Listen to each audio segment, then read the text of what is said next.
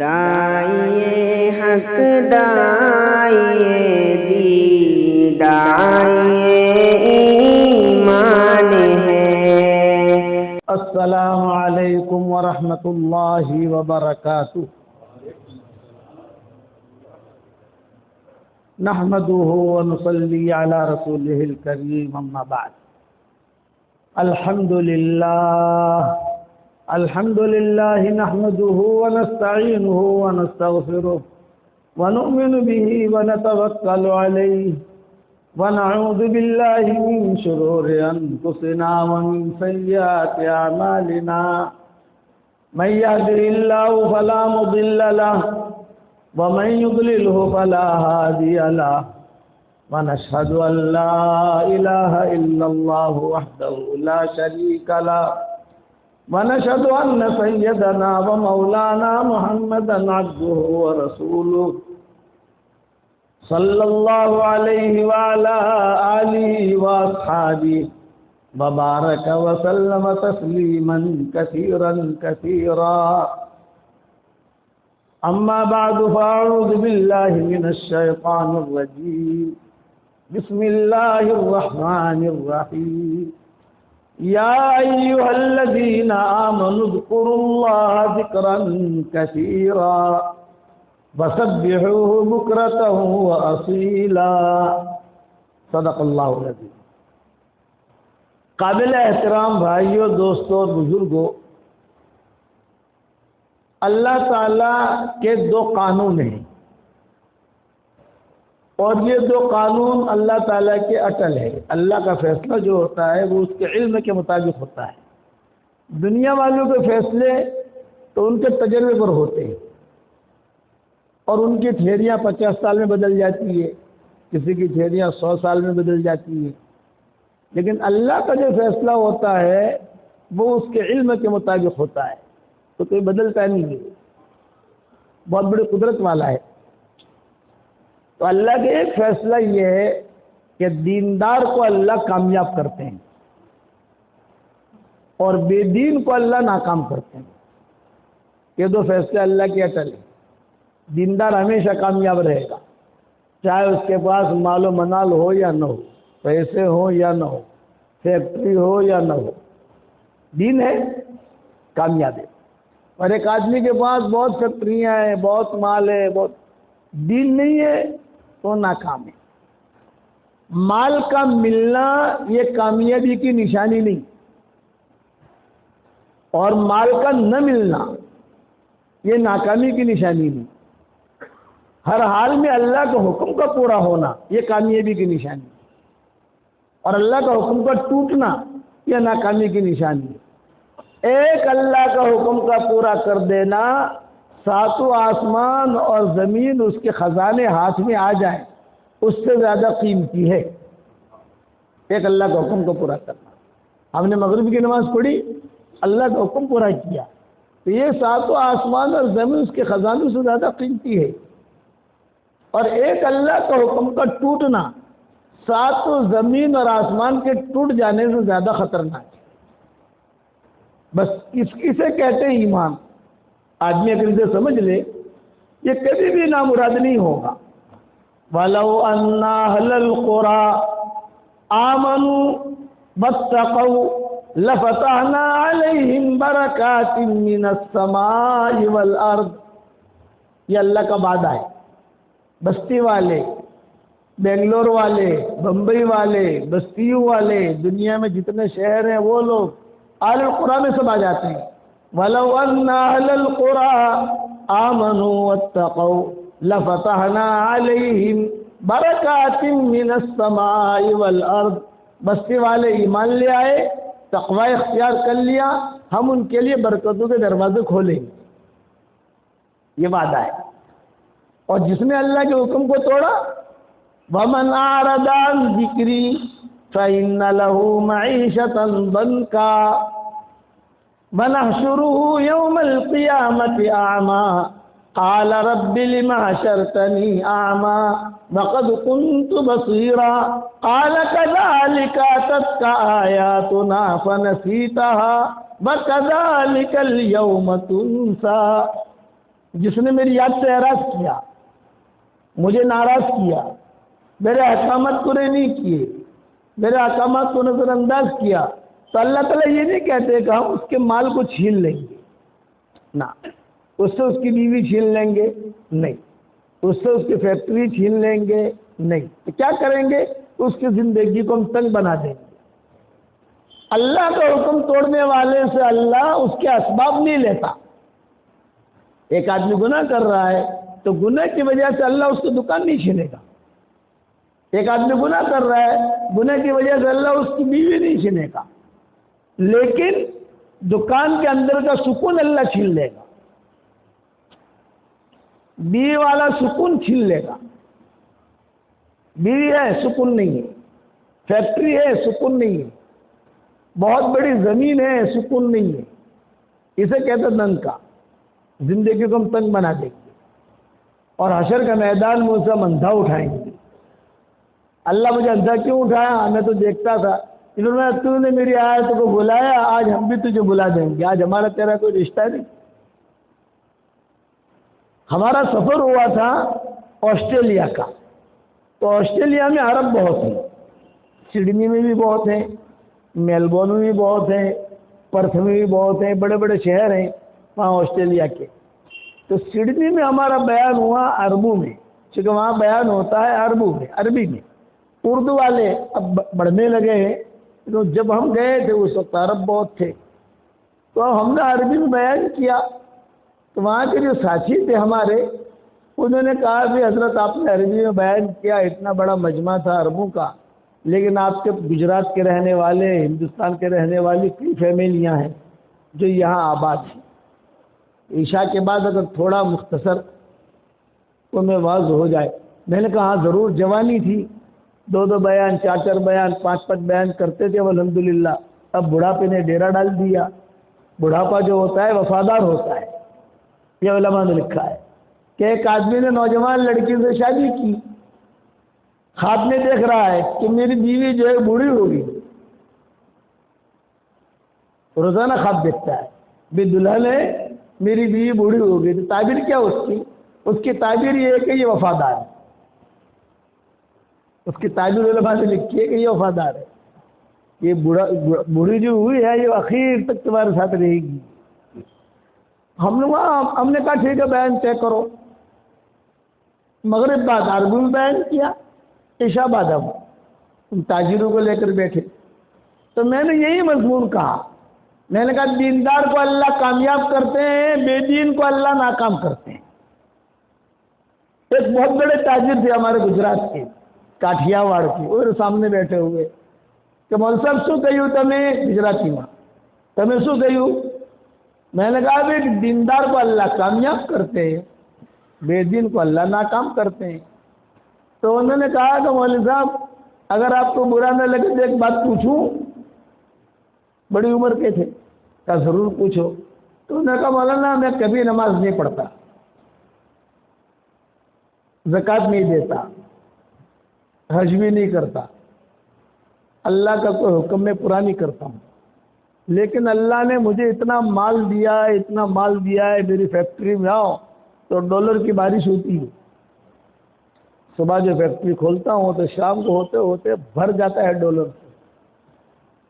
ایک بھی اللہ کا حکم پورا نہیں کیا میں نے، لیکن اللہ تعالیٰ نے مجھے کتنا مال دے رہا ہے، میرے بیٹے بھی صحت مند ہیں، میں بھی صحت مند ہوں۔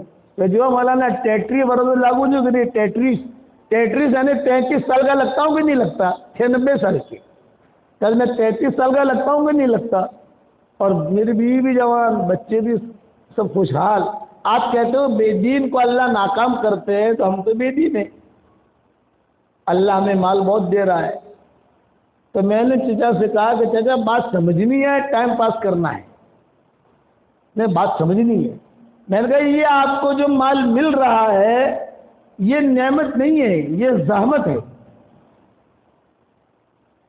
صحت نعمت نہیں ہے اگر ہدایت نہ ہو، مال نعمت نہیں ہے اگر ہدایت نہ ہو، فیکٹری نعمت نہیں ہے اگر ہدایت نہ ہو، مال و منال نعمت نہیں ہے اگر ہدایت نہ ہو۔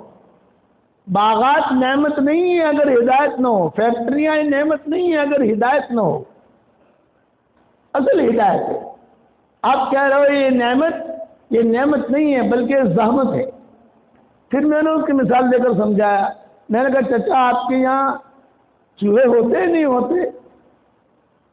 کہا ہوتے ہیں۔ میں نے کہا جب چوہے بہت تنگ کرتے ہیں تو آپ کیا کرتے ہو؟ کہ مولانا پنجرا خریدتے ہیں، اس میں گھی والی روٹی لٹکاتے ہیں، چوہا آتا ہے دیکھتا ہے کہ آج تو گھر کا مالک مجھ سے خوش ہو گیا اور روٹی اور کوٹھی دونوں کا انتظام کر دیا۔ روزانہ مجھے روٹی ڈھونڈنی پڑتی تھی، کچن میں جا کر چکن ڈھونڈنا پڑتا تھا، آج تو جو ہے گھر کا مالک اتنا خوش ہوا کہ روٹی اور کوٹھی دونوں کا انتظام کیا۔ تو میں نے کہا کہ آپ نے خوش ہو کر کیا ہے ناراض ہو کر کیا ہے؟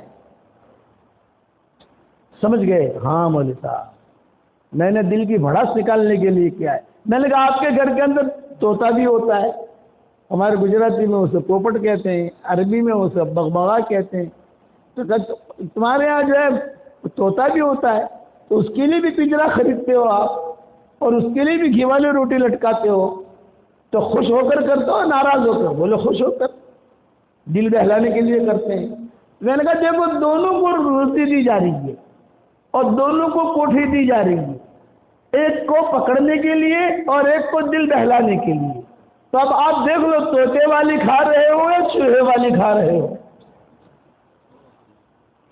سمجھدار سے کہ مولوی صاحب سمجھ گیا چوہے والی کھا رہا ہوں طوطے والی نہیں کھا رہا ہوں، یہ فرق بات میری سمجھ میں ہی نہیں آئی۔ اس لیے ہمیشہ یاد رکھنا مال کا ملنا یہ کامیابی کی نشانی نہیں ہوتی، مال نہ ملے یہ ناکامی کی نشانی نہیں ہوتی۔ شاباشی جو ملتی ہے آدمی کو وہ اللہ کی طرف سے ملتی ہے اور وہ شاباشی ہمیشہ رہتی ہے، ختم ہونے کے لیے نہیں۔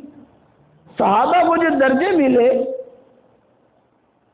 نہ روزی نہ ٹھکانہ نہ روٹی، لیکن حضور صلی اللہ علیہ وسلم درجہ دے رہے، ہنی اللہ کا یا بلال، بلال تیرے لیے خوشخبری ہے، حشر کے میدان میں لوگ پیدل چلیں گے، میں اللہ کے نبی براق پہ رہوں گا اور تو میرے آگے آگے سرخ اٹھنی پر اذان دیتا ہوا چلے گا۔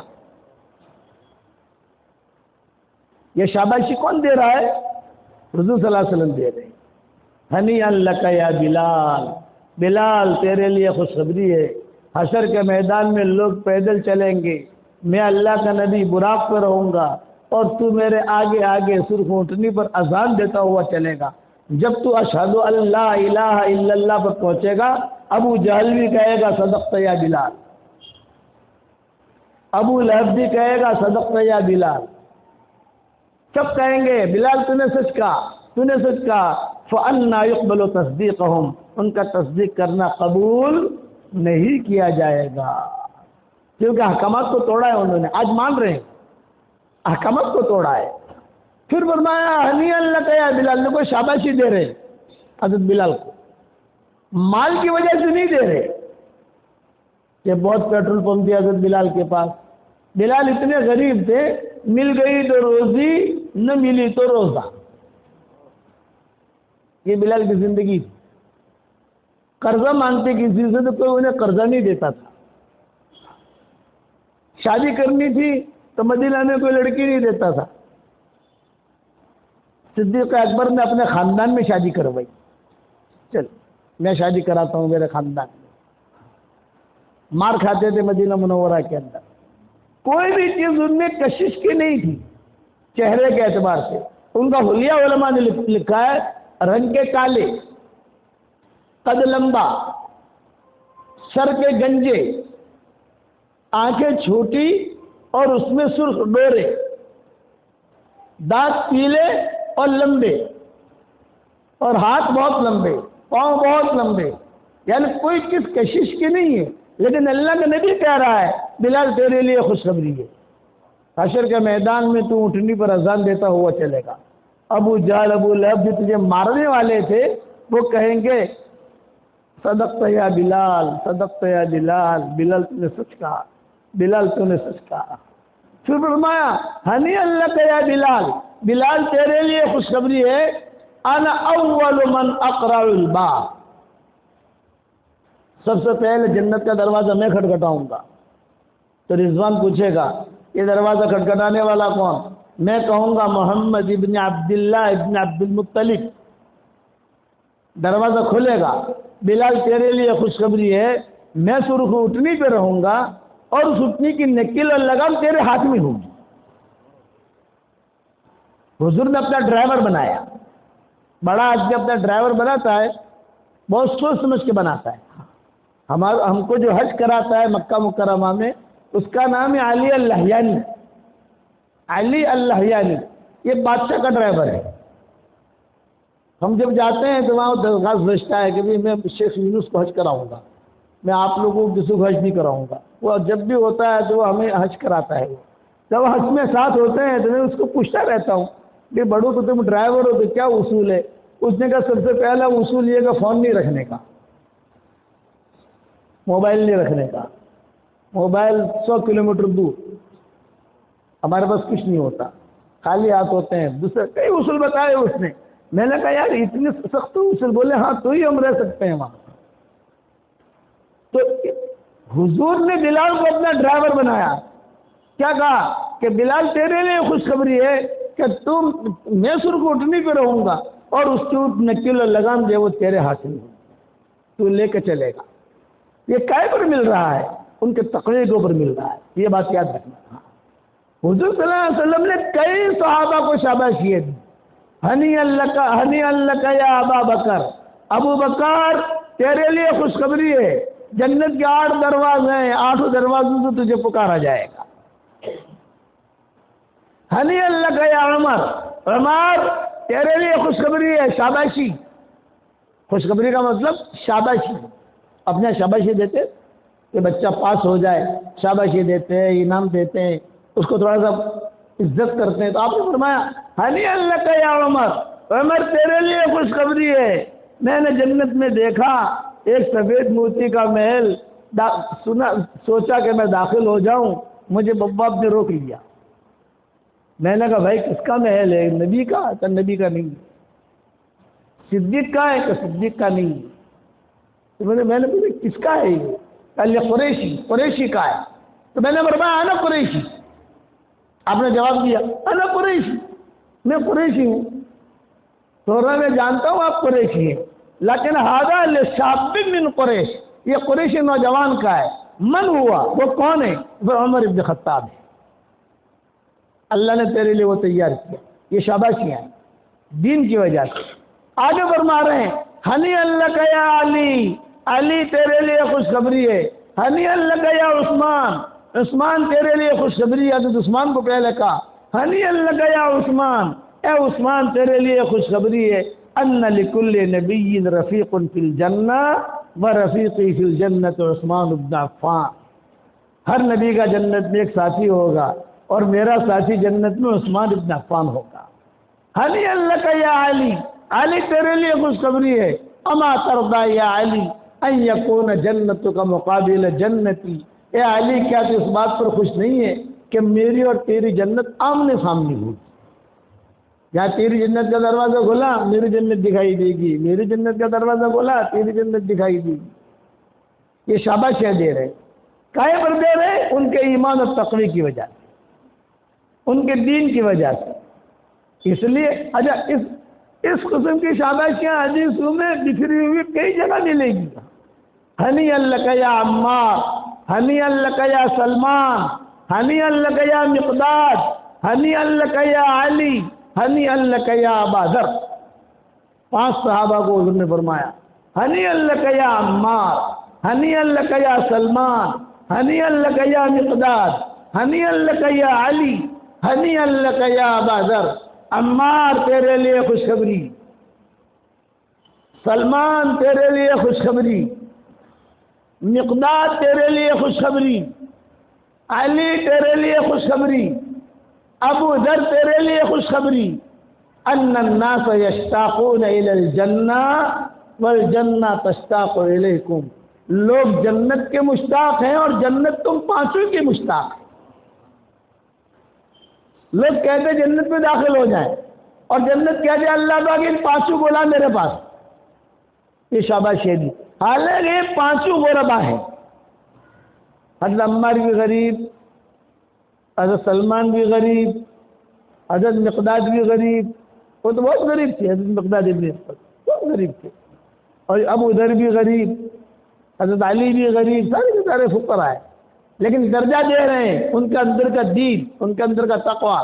ہنی اللہ یا ابو الدرداء، ارے ابو درداء تیرے لیے خوشخبری ہے، فرشتے جنت میں سب سے پہلے تجھ سے مصافحہ کریں گے. ہنی اللہ یا صہیب رومی، صہیب رومی تیرے لیے خوشخبری ہے، تو حوض کوثر کی جو اوپننگ سیریمنی ہوگی نا، افتتاح، وہ صہیب رومی سے ہوگی، سب کھڑے ہوں گے، بے صہیب کو بلاؤ، صہیب کو پلائیں گے. وَمِنَ النَّاسِ مَن يَشْرِي نَفْسَهُ ابْتِغَاءَ مَرْضَاتِ اللَّهِ وَاللَّهُ رَءُوفٌ بِالْعِبَادِ، یہ ان کے بارے میں نازل ہوئی. ہنی اللہ کا یا ابو الدہداء، ابو دادا تیرے لیے خوشخبری ہے، جنت میں فرشتے تجھے سب سے پہلے پھل کھلائیں گے. جب حضور ایک ایک کو کہہ رہے تھے اللہ تجھے یہ دے گا، اللہ تجھے یہ دے گا، اللہ تجھے یہ دے گا، اور سب کے پیچھے بنیاد کیا تھی؟ ایمان اور تقویٰ. مال نہیں تھا، یہ تو مال ختم ہونے کے لیے اور اعمال ختم ہونے کے لیے نہیں. اس لیے آدمی اللہ کی رستے کو مضبوط پکڑے. حضرت عائشہ نے کہا کہ حضرت آپ نے سب کو شاباشی دے دی، مجھے بھی کچھ ملے گا کہ نہیں ملے گا؟ آپ نے فرمایا ہنی اللہ کے یا اویش، اویش تیرے لیے خوشخبری ہے، جس جنت میں تو داخل ہوگی اس جنت کی جو چھت ہوگی وہ رحمان کا عرش ہوگا.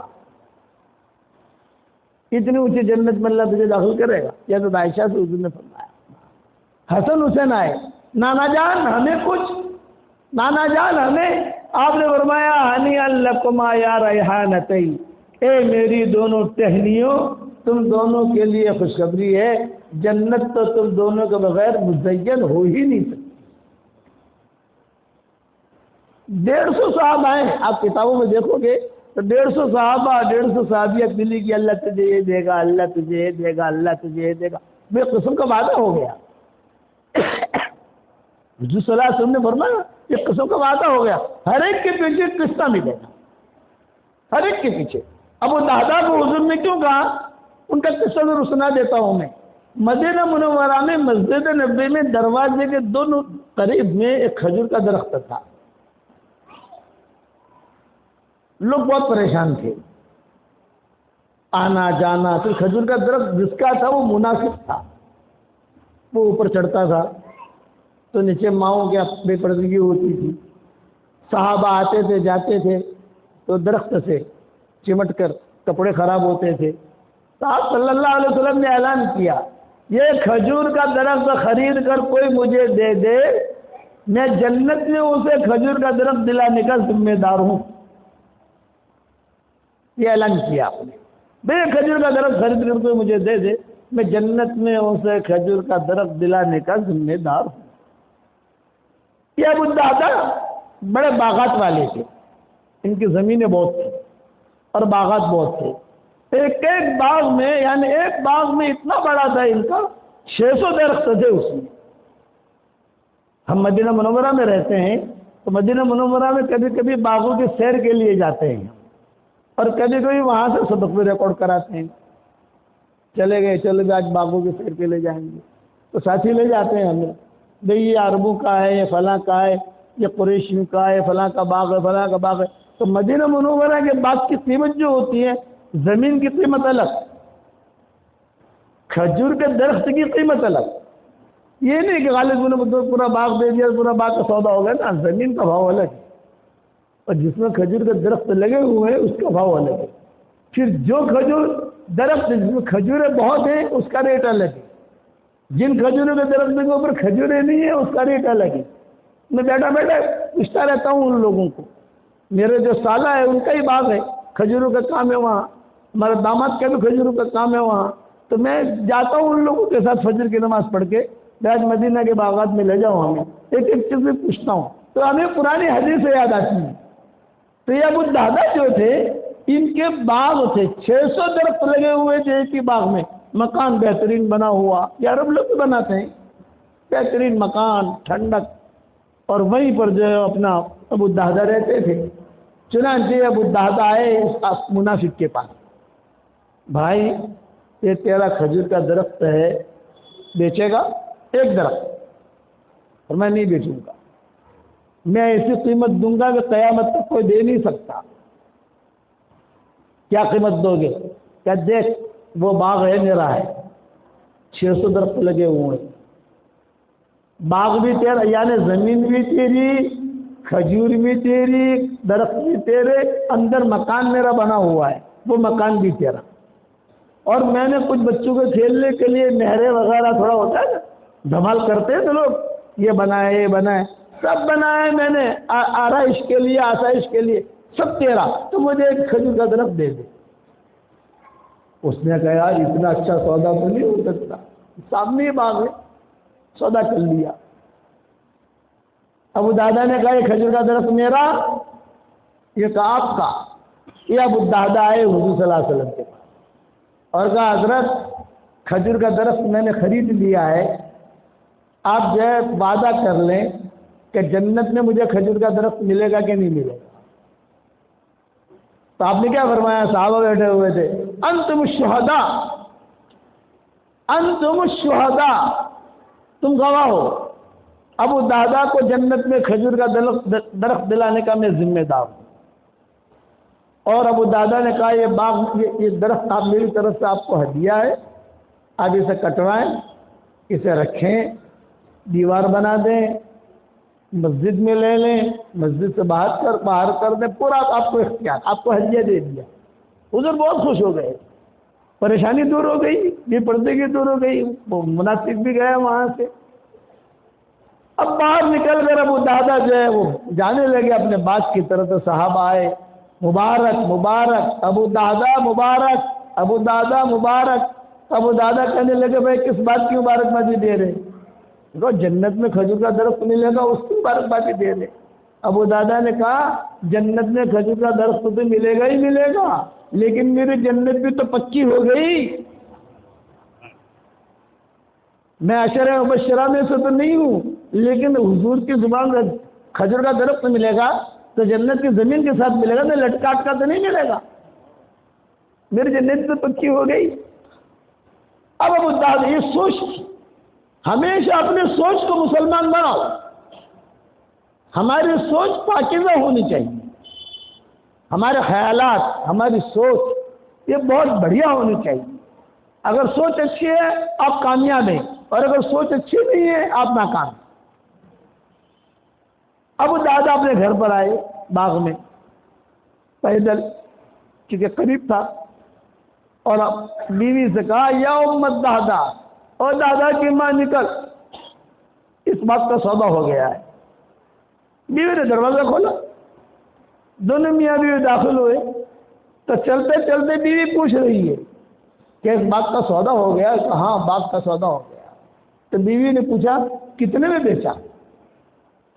یہ فرمایا جنت میں کھجور کا درخت ملے گا اتنے میں بیچا ہے، جنت میں ملے گا کھجور کا درخت، اور حضور نے وعدہ کیا ہے اتنے میں بیچا ہے۔ تو بیوی کیا کہہ رہی ہے؟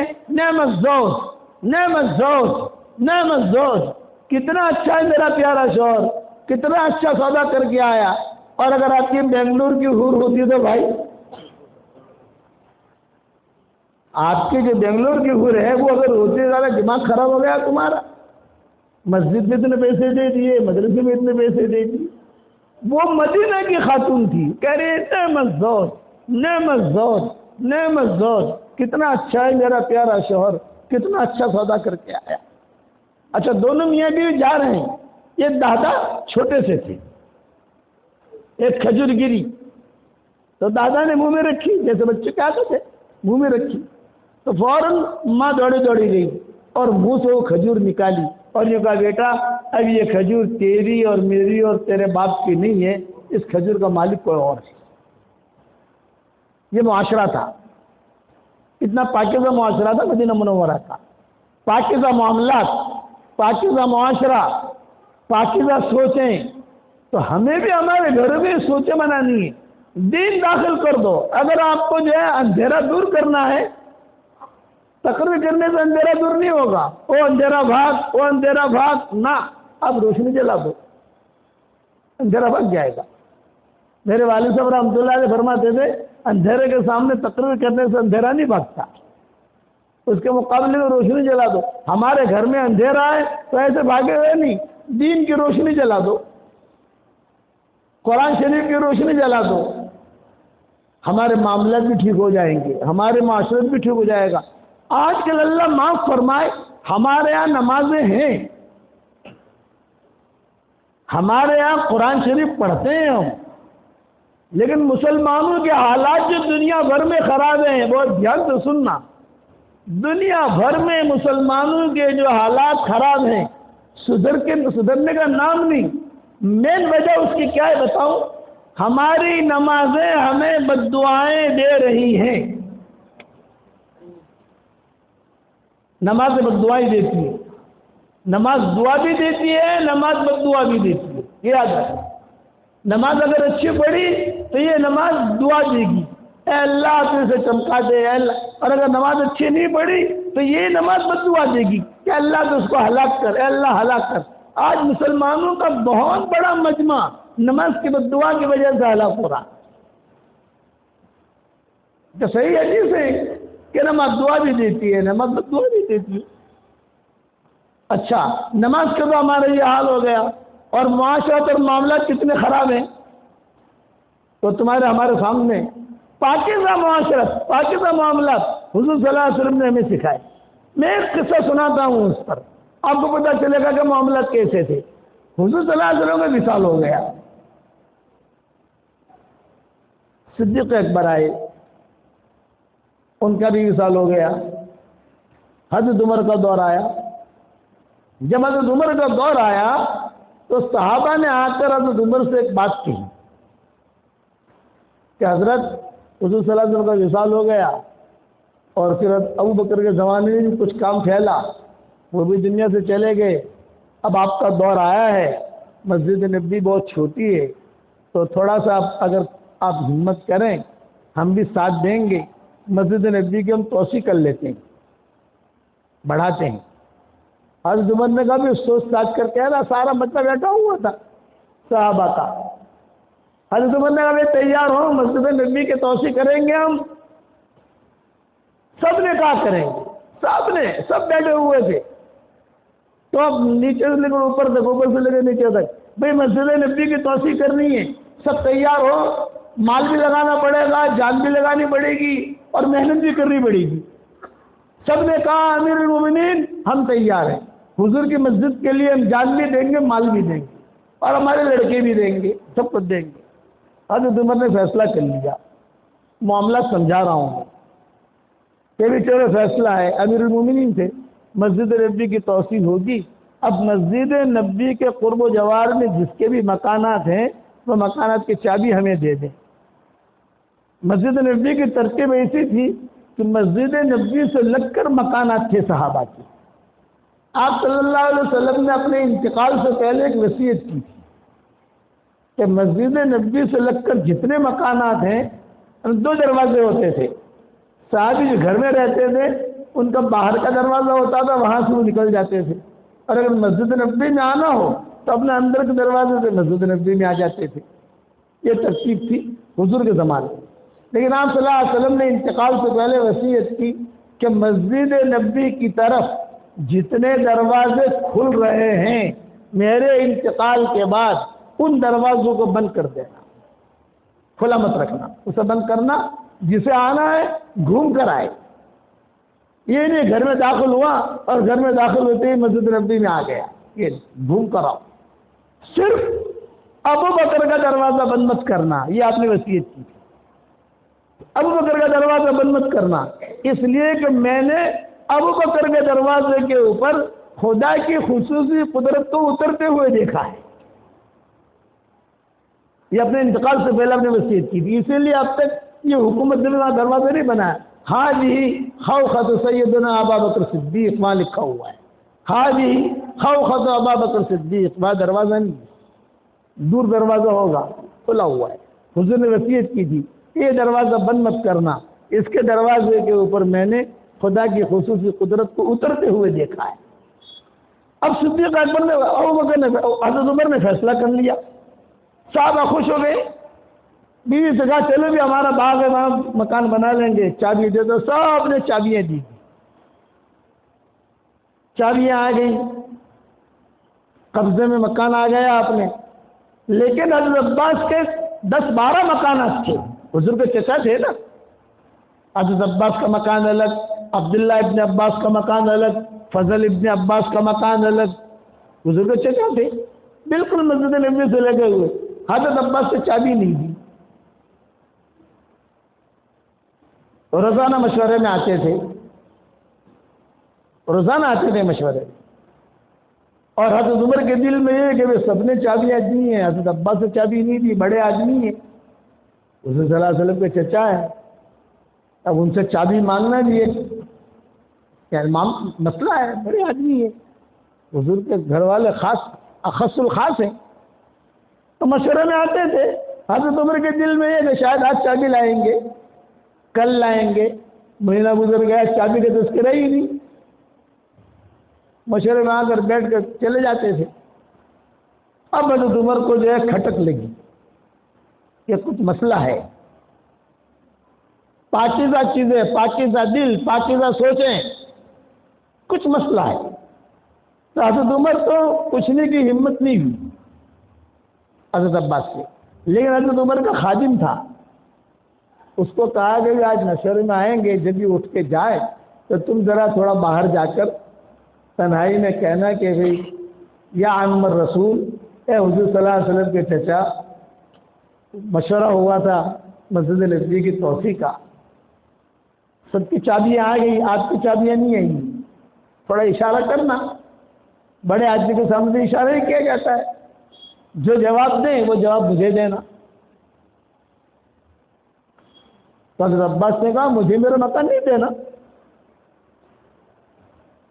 تو لڑائی کی چیز ہو گئی نا، مجھے میرا مکان دینا نہیں۔ اب حضرت عمر کو آ کر خادم نے کہا بھی حضرت عباس سے تو یہ کہا ہے، تو حضرت عمر سمجھ گئے کہ معاملہ کچھ گڑبڑ ہے۔ دوسرے دن مشورے میں آئے تو حضرت عمر نے خود میں بات کی کہ سارے مشورے سب کے سامنے مشورہ ہوا تھا، سب نے چابیاں دے دی، آپ جو ہے اپنے مکانات کی بھی چابیاں دے دو۔ حضرت عباس نے کہا مجھے میرے مکانات کی چابیاں نہیں دینی۔ تو حضرت عمر نے کہا کہ اچھا ہم خرید لیں گے، فری نہیں چاہیے، خرید لیں گے۔ حضرت عباس نے کہا مجھے بیچنا بھی نہیں ہے۔ تو حضرت عمر نے کہا کہ اس کی جگہ آپ کو کوئی دوسری جگہ اس کے بدلے میں تو دوسری جگہ دے دیتے ہیں، مسلمانوں کی زمین ہے، اور میں نہیں مجھے بیچ کر۔ حضرت عباس نے وضاحت کی امیر المومنین مجھے بیچنا بھی نہیں ہے، مجھے اس جگہ کے بدلے میں دوسری جگہ بھی نہیں چاہیے، میں حضور کا پڑوس کیوں چھوڑوں؟ یہ ہے نا، حضور کا پڑوس میں تو ایک چیز ہے، میں حضور کا پڑوس کیوں چھوڑوں؟ اور مجھے اس کی قیمت بھی نہیں چاہیے، 10 گنا میں قیمت دے تو میں حضور کا پڑوس کیوں نہیں چھوڑ سکتا، اور مجھے ہدیہ بھی نہیں دینا، یعنی للہ فی اللہ مجھے وہ بھی نہیں دینا۔ اب حضرت عمر تو پریشانی میں آ گئے، ارے فیصلہ بھی کیا، سب نے چابیاں بھی دے دی، کچھ مکانات توڑ بھی دیے، اور یہاں آ کر معاملہ اٹکا، اور فیصلہ کون کرے؟ مسئلہ ہے حضرت عمر کا، حضرت عباس کا، اور دونوں بڑے ہیں۔ اس زمانے میں حضرت عمر کے زمانے میں 2 قاضی ہوتے تھے، ایک حضرت عمر اور ایک ابی بن کعب، یہ بھی قاضی ہوتے تھے۔ اب حضرت عمر میں فیصلہ کر سکتے نہیں، معاملہ ان کا ہے۔ تو حضرت عباس سے کہا کہ چلو ہم قاضی صاحب کے پاس جاتے ہیں کورٹ میں۔ اس زمانے کی کورٹیں ہماری طرح نہیں ہوتی تھی، آج کے ہماری جو کورٹیں ہیں نا، حضرت نوح علیہ السلام کی عمر مل جائے اور قارون کا خزانہ مل جائے تب بھی انصاف نہیں ملے گا۔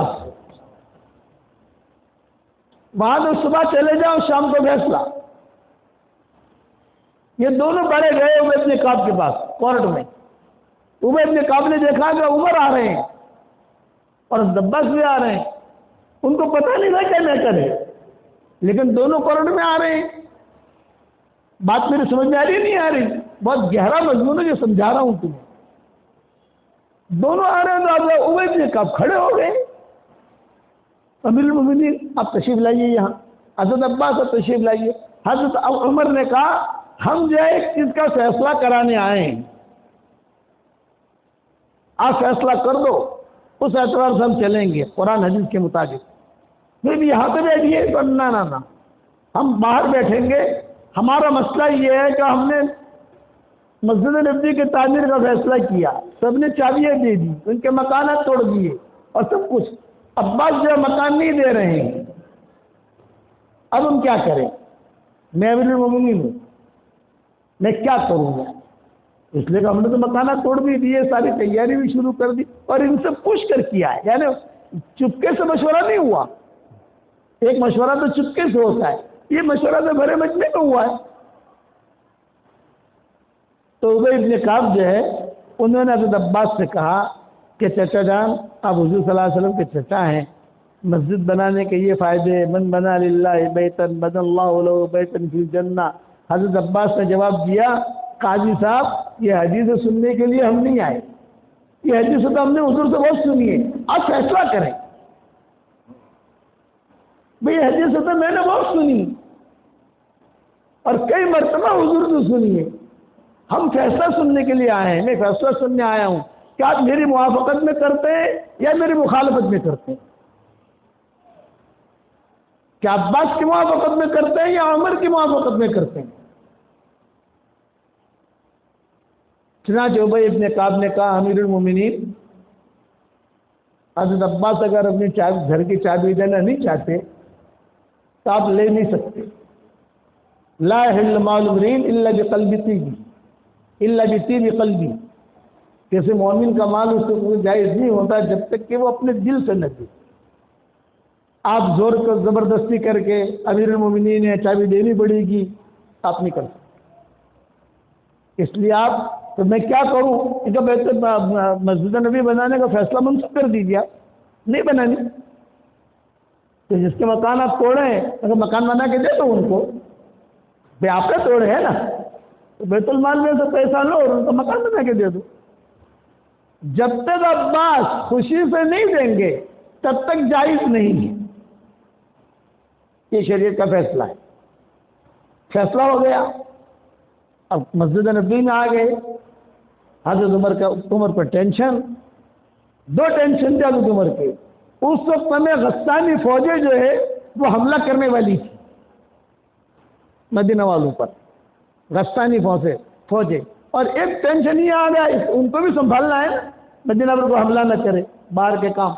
और ये मसला आ गया तो सबसे जो है पैसे भी ले लिए, दीवारें भी तोड़ दी और मकान के कब्जे में कर लिए, और अब्बास अपना मकान देने के लिए तैयार नहीं है।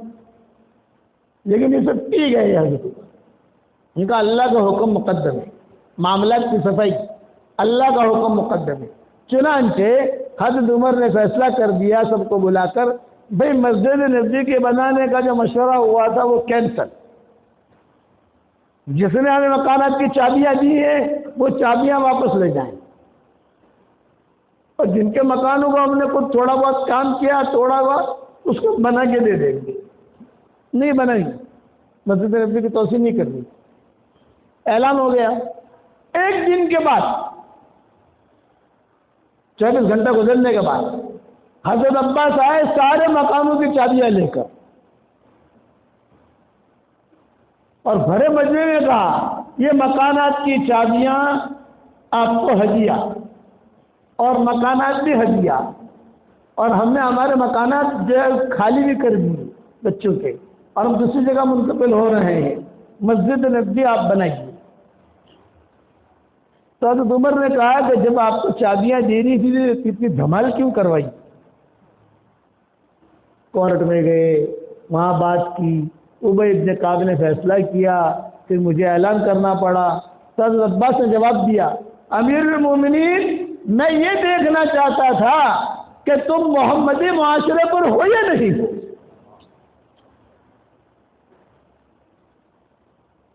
तुम मोहम्मदी मामलात पर हो या नहीं हो। मुझे पता चल गया कि तुम मोहम्मदी रास्ते पर हो, मोहम्मदी मुआशरे पर हो, मोहम्मदी मामलात पर हो, अल्लाह की मदद तुम्हारे साथ आएगी।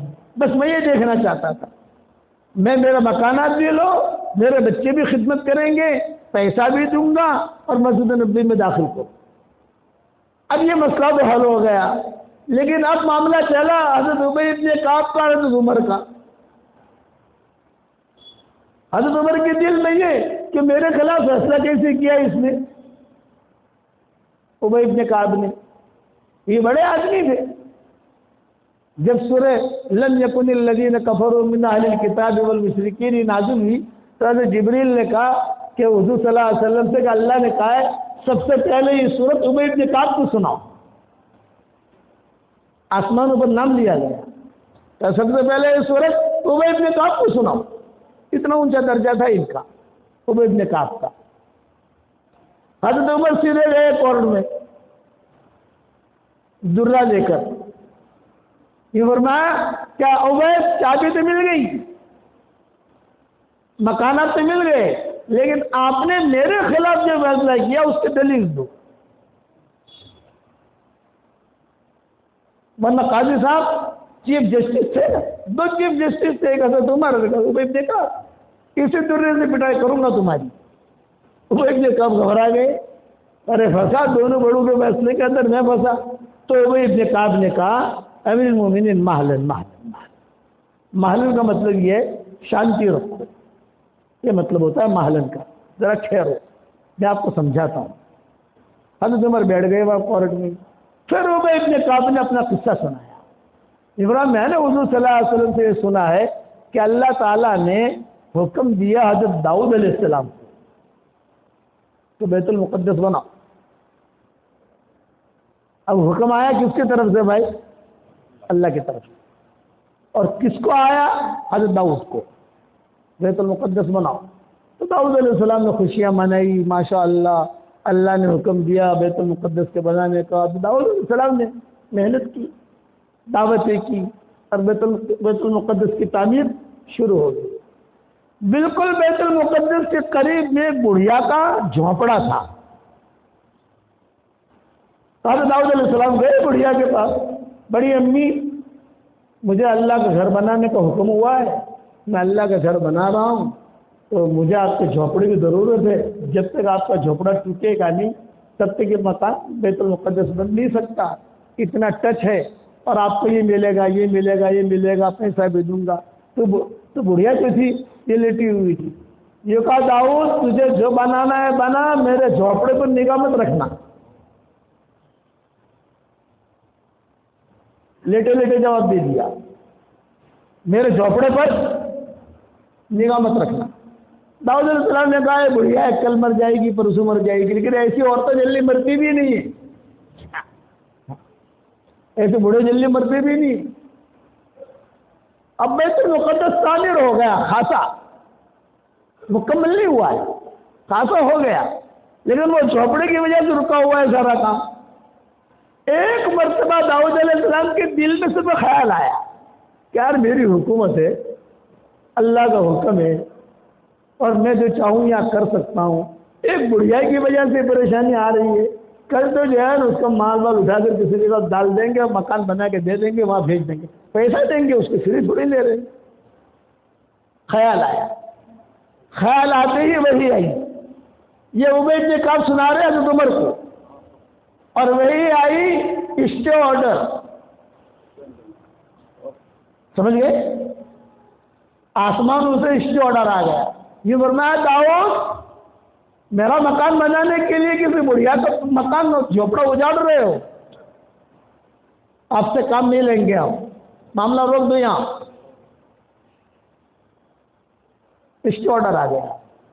اسی حال میں داؤد علیہ السلام کا انتقال ہوا، اور انتقال بھی عجیب حالت میں ہوا، تو تفصیل میں نہیں جاتا، میں نے میری کتاب بکھری موتی میں یہ چیز لکھی ہے، انتقال کی کیفیت۔ چنانچہ وہ تو انتقال ہو گیا۔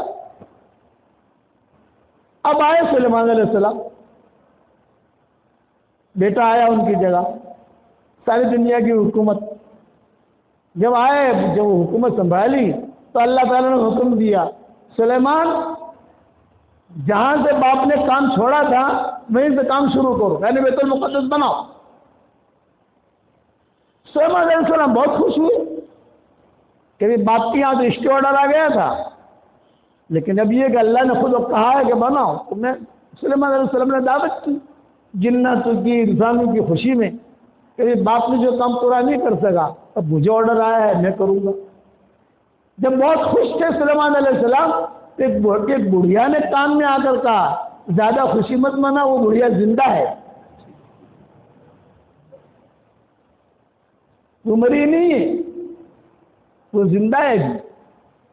سلیمان علیہ السلام نے کہا مجھے پتا ہے وہ زندہ ہے، لیکن میں کچھ تدبیر کروں گا۔ اب کام شروع ہو گیا، اسٹے آرڈر تھا وہ ختم ہو گیا، کام شروع ہوا۔ تو روزانہ سلیمان علیہ السلام عصر کے بعد بڑھیا کے پاس جاتے تھے روزانہ، اور جا کے بیٹھتے تھے، کبھی فروٹ لے جانے۔ تو بڑھیا کیا کہتی تھی، سلیمان ملنے کے لیے آیا کر، لیکن جھوپڑے کی بات مت کرنا، ملنے کے لیے آ، لیکن جھوپڑے کے بعد بات مت کرنا۔ اب روزانہ سلیمان علیہ السلام جاتا تھا، سلیمان علیہ السلام سمجھتے تھے باپ کے دل میں خالی خیال آیا ہے کہ یار میں حکومت کا مالک ہوئی ہے، اس کو دیں گے 10 گنا زیادہ دے دیں گے تاکہ بیت المقدس کا کام پورا ہو۔ تو سلیمان علیہ السلام ڈر رہے تھے کہ وہاں تو بھی فوراً حسنات الابرار سیئات المقربین، وہ تو بڑا اونچا معاملہ ہے اللہ کا۔ روزانہ اکرام کرتے تھے، پانی لے جانے، پھل لے جانے۔ تو بڑھیا کہتی تھی تو جو کچھ بھی کر، میرے جھوپڑے کے اوپر نظر مت رکھنا، میں نہیں دوں۔ تو ایک مرتبہ سلیمان علیہ السلام بہت اہتمام کے ساتھ گئے، خوشبو لگا کر، وہ بڑھیا بھی لیٹی ہوئی تھی۔ تو بڑھیا کے دل میں کوئی بات آئی اور اس نے یہ کہا کہ سلیمان سچ سچ بتا، روزانہ تو یہاں آتا ہے جھوپڑی کی وجہ سے آتا ہے، میری محبت میں تو آتا نہیں، تیرے دل کے اندر یہ جھوپڑا ہے۔ سلیمان علیہ السلام نے کہا بالکل یہی ہے، میں تو اسی وجہ سے آتا ہوں، تو تو اب بڑی عمر کی ہے، تیرا اکرام کروں، تیرے لیے کھانا بھیجوں۔ بولے نہیں، کھانے پینے کا مسئلہ نہیں ہے، تو میرے جھوپڑی کی وجہ سے آتا ہے۔ ہاں آپ کے جھوپڑی کی وجہ سے ہی آتا ہوں۔ تو بڑھیا کی زبان سے جملہ نکلا، بہت زیادہ قیمت لوں گی، بہت زیادہ قیمت لوں گی۔ سلیمان علیہ السلام نے کہا اللہ تیرا شکر ہے، قیمت کی بات تو کی اس نے، مانگ کیا مانگتی ہے؟ تو اس سے قیمت مانگی، اتنا سونا دو، اتنی چاندی دو، اتنا یہ دو، یہ دو، یہ دو۔ تو سلیمان علیہ السلام نے ڈن کر لیا، چلو ٹھیک ہے۔ اب جب سلیمان علیہ السلام اٹھنے لگے تو بڑھیا نے کہا سلیمان بیٹھ بیٹھ، ایک بات کا جواب دے، تو مجھے جو مال دے رہا ہے، سونا دے رہا ہے، چاندی دے رہا ہے، ہیرے جواہرات دے رہا ہے، وہ قیمتی ہے یا یہ میری جگہ قیمتی ہے؟ سلیمان علیہ السلام نے کہا تیری جگہ قیمتی ہے، بیت المقدس کی نسبت ہوگی، وہ قیمتی ہے۔ تو بڑھیا نے کہا پھر تو میں نہیں بیچتی، سودا کینسل۔ اب سلیمان علیہ السلام اور ٹینشن، تو جنات تھے ان کے پاس، سلیمان علیہ السلام کا یہ تو ساری کہانی سنتے رہتے تھے۔ تو بعد جناتوں نے کہا تو ہمیں اجازت دیں، ہم خالی کرا دیں گے اس کو۔ میں کیسے خالی کراؤ گے تم؟ یہ کہا کہ ہم کریں گے۔ سلیمان علیہ السلام نے کہا کراؤ، لیکن ایسا نہ ہو کہ میرے لیے بھی اسٹے آرڈر آ جائے، اور اسے کوئی تکلیف نہیں ہونی چاہیے، بھئی مارو، اٹھاؤ، بھگاؤ، یہ بات نہیں تھی۔ تو جناتوں نے کہا کہ نہیں، ہم تو ایسی تدبیر کریں کہ وہ ڈر کے نکل جائے گی۔ دیکھو اس کو تکلیف نہیں ہونی چاہیے، کوئی یعنی ذرا برابر بھی آنکھیں دکھانا مت، ورنہ اللہ نے باپ کے لیے اسٹے آرڈر تو میرے لیے بھی اسٹے آرڈر آ جائے گا۔ جناتوں نے کہا تو فکر نہ کریں آپ۔ تو جناتوں نے کیا کیا، وہاں جا کر رات کو کچھ برتن گرا دیے، سمجھ گئے آپ لوگ؟ پیچھے سے چارپائی دی، چارپائی ہلائی، کچھ کپڑے ادھر ادھر کر دیے، پیٹی یہاں سے یہاں رکھ دی، یہاں سے۔ تو بڑھیا لیٹے لیٹے کیا کہتی ہے، جین آوے، بھوت آوے، پلت آوے، جھوپڑا چھوڑنے والی نہیں ہوں۔ جین آوے، بھوت آوے تو میں جھوپڑا نہیں چھوڑوں۔ سلیمان علیہ السلام نے کہا یہ تو بڑی مضبوط ہے یار۔ اب سلیمان علیہ السلام نے پھر چکر کاٹنے شروع کیے، پھر چکر کاٹنے شروع کیے، جاتے تھے۔ ہاں سلیمان کیا خیال ہے؟ یہ کہ میں تو ملنے آیا نہیں، ملنے نہیں آیا، تو झोपड़े की वजह से आया, इतना जो घुमाया है। उबय इब्न काब कह रहे थे उमर को, इतना चलाया है सुलेमान अलैहिस्सलाम को, दाऊद अलैहिस्सलाम को, उस बुढ़िया ने। आखिर में बुढ़िया ने कहा कि चलो अब तो मेरे मुंह में दांत भी नहीं, पेट में आंख भी नहीं, मैं भी मरने के करीब आई हूँ, सौदा ही कर लेती हूँ। सुलेमान अलैहिस्सलाम ने कहा क्या चाहिए तुम्हें बताओ। ये फरमाया बैतुल मुक़द्दस के करीब में जितने बैल हैं उन बैलों को लाओ मेरे सामने,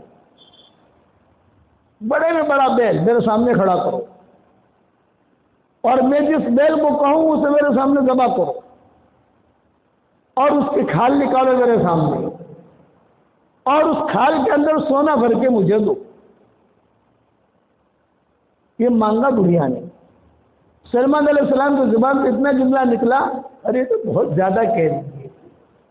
अल्लाह ने वही भेजी, सुलेमान मेरी जेब में तुम्हारा हाथ है, जल्दी से मंजूर कर लो वरना ये भी फिर जाएगी।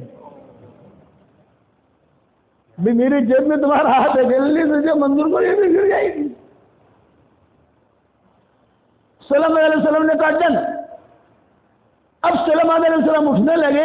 अरे सुलेमान ने बात का जवाब दे। नहीं मैं जवाब दे देता हूं तो तू यही पूछेगी कि मैं तो ये माल ज्यादा कीमती है मेरे, तेरी जमीन ज्यादा, तेरी जमीन ज्यादा कीमती है, तो सौदा होने का ही नहीं।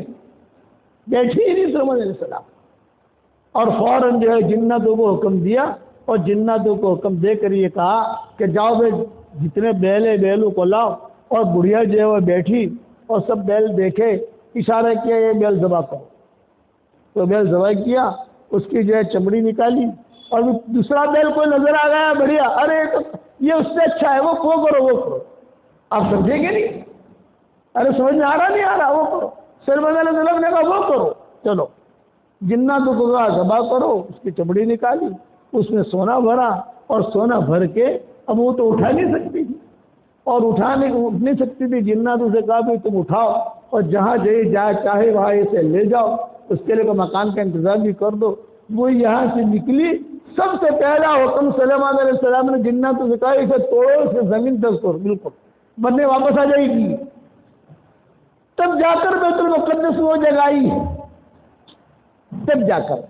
तो उबय इब्न काब ने कहा एक बुढ़िया की झोपड़ी की अल्लाह की यह कीमत है, तो अब अब्बास के 10-12 मकानात की कीमत नहीं होगी। इसलिए मैंने ये हुक्म दिया था कि आप बैतुल मुक़द्दस मस्जिद नबी बनाने का मामला कैंसिल करो। ये मामलात की सफाई थी। आज ये मामलात की सफाई है, आज भी देखे ये मामलात की सफाई।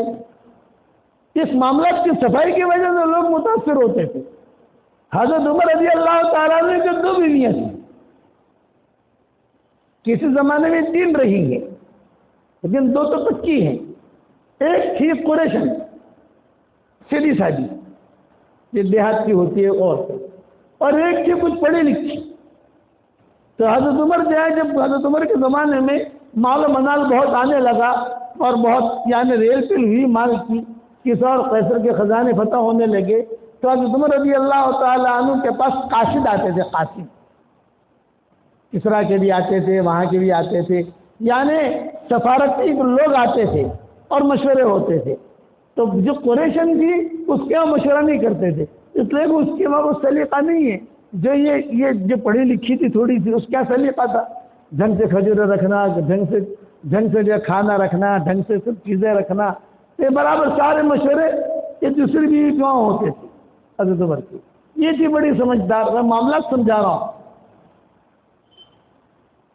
रोजाना मशवरे वहाँ हो। तो किसरा का एलची आया था, मशवरा करके वो गया, तो हज़रत उमर की इस बीवी ने उस किसरा के एलची को बुलाया और कहा कि आप कब जाओगे किसरा के वहाँ, वापसी कब है तुम्हारी? उनका 15 दिन के बाद जाऊंगा। कोई भी एलची आता था तो 15 दिन वहाँ क़याम करता था मदीना मुनव्वरा में। लंबा सफ़र करके आया है, थोड़ा आराम करके फिर जाता था। इस्लाम तो था नहीं उस वक्त में उनके पास। बाद में सारे मुसलमान हुए हैं। किसरा के बाद में वहाँ के अब साद इब्न वक्कास में जाकर काम किया, तब जाकर ये लोग मुसलमान हुए। तो अच्छा तुम जब जाओ सफ़र पर तो मुझे मिलते हुए जाना, थोड़ा काम है तुम्हारा। या उमर की बीवी ने कहा حضرت عمر کی اہلیہ یعنی رانی. تو قاصد آیا, میں جا رہا ہوں آپا کل. بہت اچھا, یہ عطر میں نے رکھا ہے, 2 درہم کا عطر تھا. کتنے درہم کا بھائی؟ 2 درہم کا. یہ 2 درہم کا عطر ہے, کسرا کی بیوی کو میری طرف سے ہدیہ دے دینا, اور کہنا امیر المومنین کی اہلیہ محترمہ نے یہ عطر ہدیہ دیا ہے. وہ لے کے چلا گیا, سنبھال کے لے جانا, جیسے عورتیں کہتی ہیں سنبھال کے لے جانا. پہنچا, کسرا کی بیوی کو جا کر وہ عطر دیا. پھر کس نے دیا یہ کہ امیر المومنین کی اہلیہ محترمہ نے یہ دیا ہے. تو یہ بہت خوش ہو گئی. اچھا, رانی نے دیا, مسلمانوں کے جو رانی ہے امیر المومنین کی بیوی, اس نے دیا. اچھا تم کب جاؤ گے؟ تب 2 مہینے کے بعد جاؤں گا, خط لے کر, یہاں کی ٹپال وغیرہ سب لے کر, سفارتی کاغذات. جب تم جاؤ تو مجھ سے مل لینا. وقت آج ملنے کے لیے آیا رانی کے پاس, کسرا کی بیوی کے پاس. آپا نے جا رہا ہوں کل مدینہ. ہاں, جس بیوی نے مجھے 2 شیشے عطر کی بھیجی تھی اس کو ایک پوٹلی دے دینا. اس میں ہیرے جواہرات تھے, اس میں دینار تھے, اس میں درہم تھے, اس میں دنیا بھر کی چیزیں تھیں سب. اور میرا کہہ دینا کہ کسرا کی بیوی نے ہدیہ دیا ہے. وہ آدمی پہنچا, اسے پتا تھا کہ اس گھر سے مجھے 2 درہم مجھے عطر ملا تھا. وہاں جا کر اس نے پوٹلی دے دی, یہ کہا آپا وہ کسرا کی جو بیوی ہے اس نے یہ آپ کو ہدیہ بھیجا ہے. بہت اچھا, بات ختم ہو گئی. اب ان کے اہلیہ نے وہ پوٹلی کھولی تو اس میں ہیرے جواہرات, ایران کا فیروزہ, ایران کے پتھر اور پیسے, قیمتی قیمتی چیزیں. حضرت عمر تھے نہیں, مسجد نبی میں تھے, گھر میں تھے نہیں, تو کسی چیز پر کوئی کچرا وچرا پڑا ہوا تھا, اپنی اوڑھنی سے تھوڑا صاف کرنے لگی ان کی اہلیہ. اتنے میں حضرت عمر آئے. حضرت عمر نے کہا ہو یہ کیا؟ غریبوں کے گھر میں فقیر, یعنی فقیروں کے گھر میں امیروں کا سامان. بھئی ہم تو فقیر لوگ ہیں اور یہ تو بہت قیمتی چیزیں ہیں. تو ان کی بیوی نے کہا ہاں یہ مجھے ہدیہ آیا ہے. تو حضرت عمر نے کہا کہاں سے ہدیہ آیا آپ کو؟ جو کہا کسرا کی بیوی نے مجھے ہدیہ بھیجا. کیا تمہارے اس کے کوئی تعلقات ہیں؟ کسرا کی بیوی وہ ایران کی رہنے والی, تم یہاں کی رہنے والی, وہ رانی ہے اور بہت بڑی کالونی ہے وہ, ہم تو غریب لوگ ہیں, تو تمہاروں سے جوڑ کیسے ہوا؟ یہ حضرت عمر نے پوچھا. ظاہر بات ہے شوہر تو پوچھے گا کہ آپ کا جوڑ کیسے ہوا اس سے.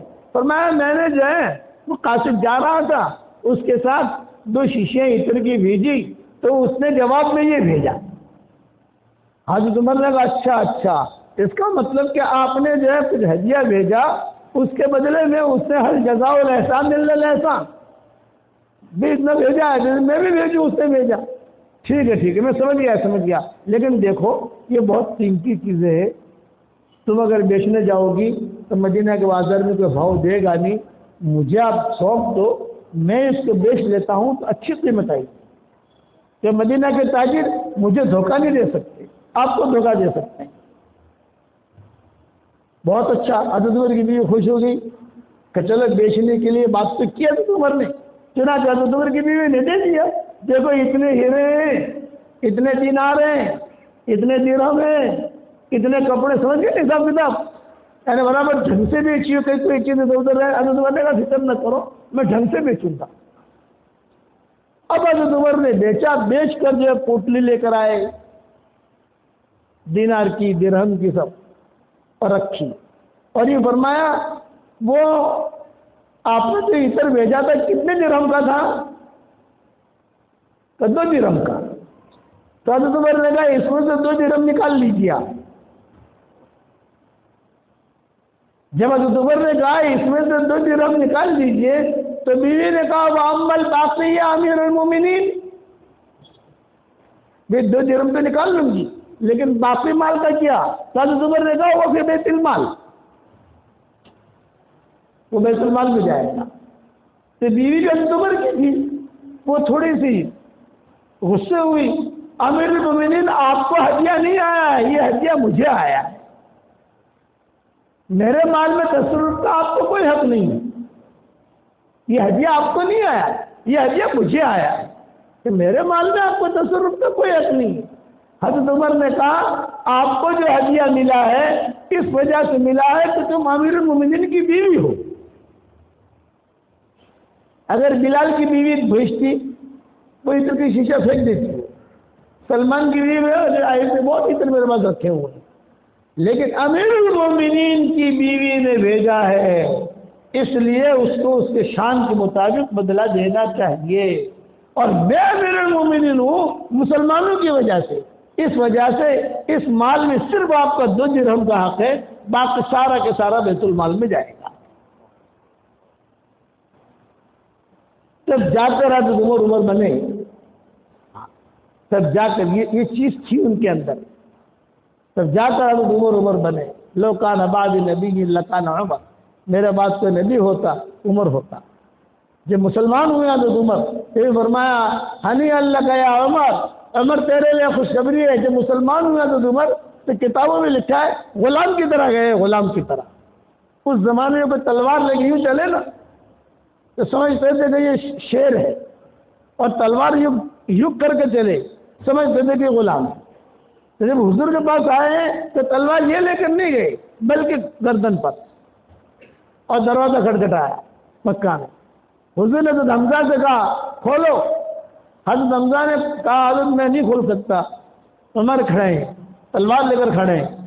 حضرت حمزہ کہتے تھے پورا مکہ مجھ سے ڈرتا ہے اور میں عمر سے ڈرتا ہوں، حضرت حمزہ کہتے تھے، تو پورا مکہ حمزہ سے ڈرتا تھا بہادری سے ان سے، اور میں عمر سے ڈرتا ہوں۔ حضرت عمر کھڑے، آپ نے بتایا کوئی بات نہیں، دروازہ کھولا، اور آپ نے دروازہ کھول کر عمر کا ہاتھ اپنے ہاتھ میں لیا اور ایک جملہ کہا، اے اللہ عمر کا ایک ہاتھ میرے ہاتھ میں ہے، دوسرا ہاتھ تو اپنے ہاتھ میں لے لے۔ کلمہ پڑھا، اور جب کلمہ پڑھا تو جبریل آئے، فرمایا وبشرک یا رسول اللہ، اے اللہ کے رسول میں آپ کو خوشخبری دیتا ہوں کہ آسمان پر عید منی ہوئی ہے، سارے فرشتے ایک دوسرے کو مبارکبادی دے رہے ہیں، جمیع الملائکہ یہنئون بعضهم بعضا علی اسلام عمر بن الخطاب، ایک دوسرے کو مبارکبادی دے رہے ہیں، عمر مسلمان ہو گیا، عمر مسلمان ہو گیا، عمر مسلمان۔ وہ اندر یہ کیفیت تھی، اس کیفیت کی وجہ سے بنے حضرت عمر، ڈرتے تھے۔ آج کا اللہ معاف فرمائے، تھوڑا سا بھی ہمارے پاس تھوڑا سا علم آ جائے، تھوڑی تقریر کرنے والے بن جائیں۔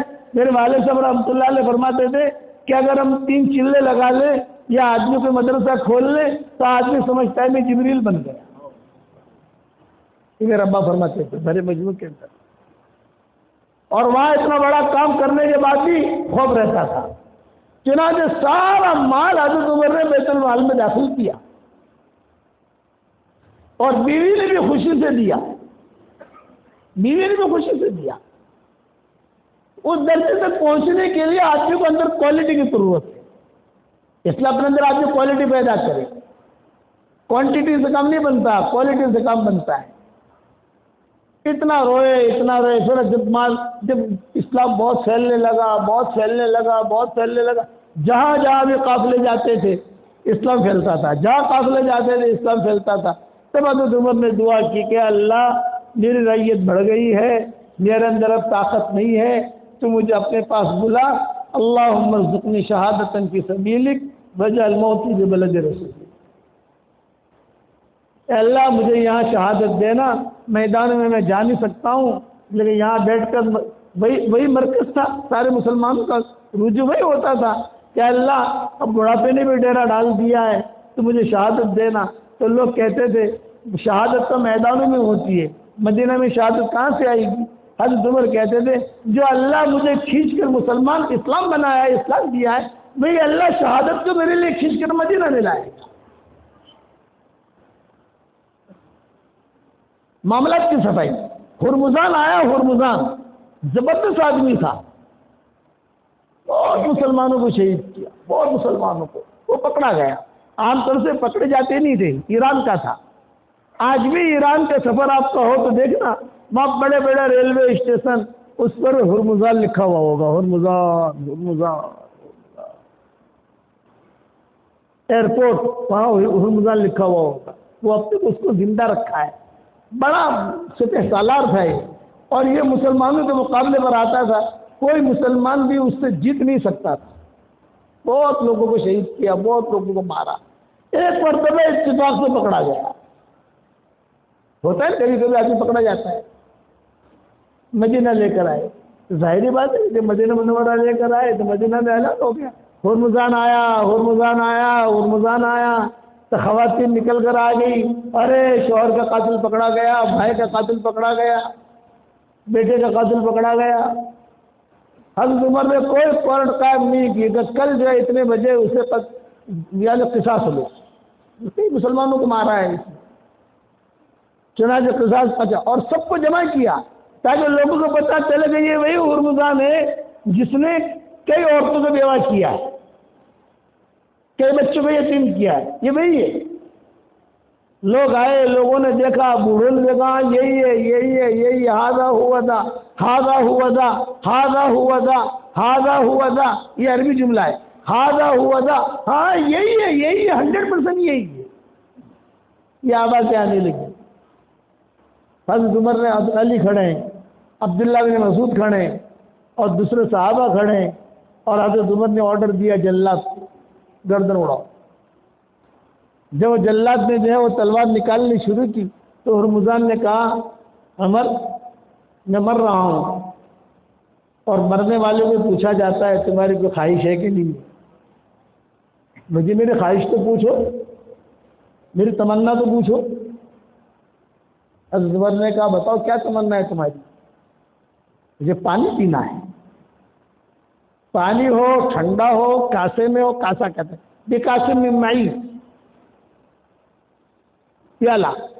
اس زمانے میں یہ گلاسیں نہیں ہوتی تھی، یہ گلاسیں تو اب آئی ہیں، کاسا ہوتا تھا، کاسا۔ ہم عربوں میں جاتے ہیں دیہاتوں میں بیان کے لیے تو وہ لوگ کاسا رکھتے ہیں، بہت بڑا جو ہے پیالہ ہوتا ہے، بہت بڑا، وہ سب سے پہلے ہمیں پلائیں گے، پھر وہ جو بچے کا تو یہ پیے گا یہ پیے گا یہ پیے گا، پھر کہاں پانی کم ہوگا تو پھر زمزم ڈال دیں گے اس کے اندر۔ کاسے میں دو ٹھنڈا پانی، میں مر رہا ہوں تو پیاس لگی ہے مجھے۔ حضرت عمر نے کہا، جب کاسا پانی لاؤ بھائی، سارا مدینہ دیکھ رہا ہے، خاص طور سے حضرت علی قریب بھی کھڑے ہیں، حضرت علی۔ ایسے موقع پر حضرت عمر حضرت علی کو اور عبداللہ بن عباس کو اپنے قریب رکھتے تھے۔ عبداللہ بن عباس کو ان کے علم کی وجہ سے کہتے تھے، غص یا غواص، غص یا غواص، مطلب اے ہیرے نکالنے والے سمندر میں جا اور ہیرے نکال، یعنی مسئلہ ہے، اس مسئلے میں میں کچھ نہیں کر سکتا ہوں تو علم کے سمندر میں جا اور علم کے ہیرے نکال، یہ جملہ کہتے تھے۔ اور طالب جو کے فیصلے میں ماہر تھے حضرت علی، دونوں کو پاس کر سے بڑا فیصلہ کرتے تھے حضرت عمر کہ میں کوئی غلط کام تو نہیں کر رہا ہوں۔ پانی آیا، جب پانی آیا اس کے ہاتھ میں دیا، خود حضرت عمر نے دیا، کتابوں میں لکھا ہے، لے اشرف، لے پی۔ اب وہ جو اس کا ہاتھ کانپنے لگے، موت سامنے ہے نا، تو حضرت عمر نے کہا، تو فکر مت کر، جب تک تو یہ پانی نہیں پیے گا تجھے ماریں گے نہیں ہم، یہ جملہ کہا، فکر مت کر، جب تک تو یہ پانی نہیں پیے گا تجھے قتل نہیں کریں گے۔ اس نے وہ کاسا جو تھا پھینک دیا نیچے سب کے سامنے، میں پانی پی نہیں سکتا، تم مجھے مار نہیں سکتے۔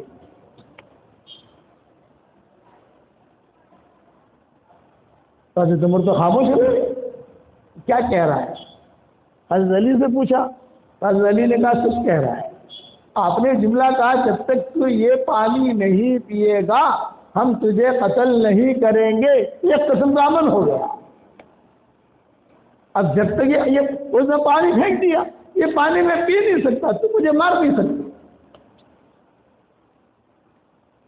حضرت عمر نے عبداللہ بن عباس سے پوچھا، میں کہا آپ امیر المومنین ہیں، آپ کے ایک جملہ جو ہے وہ وزنی ہے، امیر المومنین کہتے ہیں کہ جملہ وزنی ہے، آپ نے کہا ہے، ہم نے سنا ہے، ہم آپ کی موافقت نہیں کر سکتے، چاہے امیر المومنین ہے، جو اللہ کا حکم ہے اللہ کا حکم ہے۔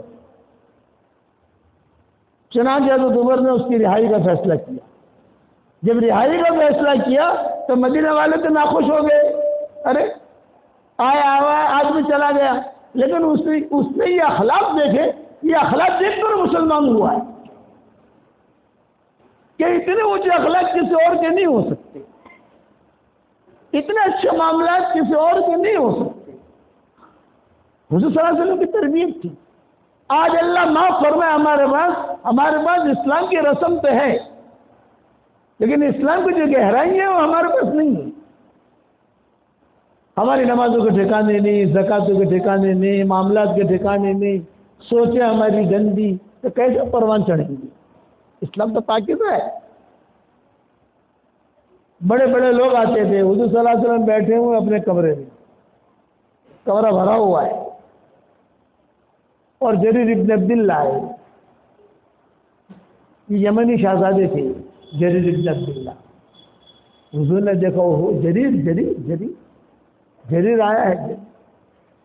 چنانچہ حضور صلی اللہ علیہ وسلم نے دیکھا اپنے دائیں طرف بائیں طرف کہ کوئی آدمی جگہ دے تو اس کی ذرا اندر بلا لوں، لیکن سب کھچا کچ بھرے ہوئے، جگہ ملی نہیں۔ تو حضور نے اپنی چادر لی، چادر رہتی تھی آپ کے پاس، رومال جی، آپ نے چادر بھی پھینک اور پھینک کر کہا جریر اسے بچھا لو اور تم بچھا کر بیٹھ جاؤ۔ وہ بھی جریر تھے، وہ بھی شہزادہ تھا، تو اس نے وہ چادر لی اور بوسہ دیا، اور بوسہ دے کر اپنے سر پہ رکھی۔ یہ کہا حضرت یہ چادر آپ کی ہے، یہ جو اس پر میں بیٹھوں یہ اس کا درجہ نہیں ہے، اس کا درجہ تو میرا سر ہے۔ اور کہا اشہد ان لا الہ الا اللہ و اشہد انک رسول اللہ، آپ اللہ کے سچے رسول ہیں۔ وہاں مسلمان ہوئے جریر ابن عبداللہ، بہت خوبصورت تھے، جریر اور تمیم، یہ دو نام ضرور رکھنا۔ اللہ تعالیٰ لڑکے دے لڑکے تو جریر اور تمیم یہ نام رکھنا، بہت خوبصورت تھے۔ دونوں کے قصے میں بیان کرتا ہوں، حدیثوں میں آتے ہیں۔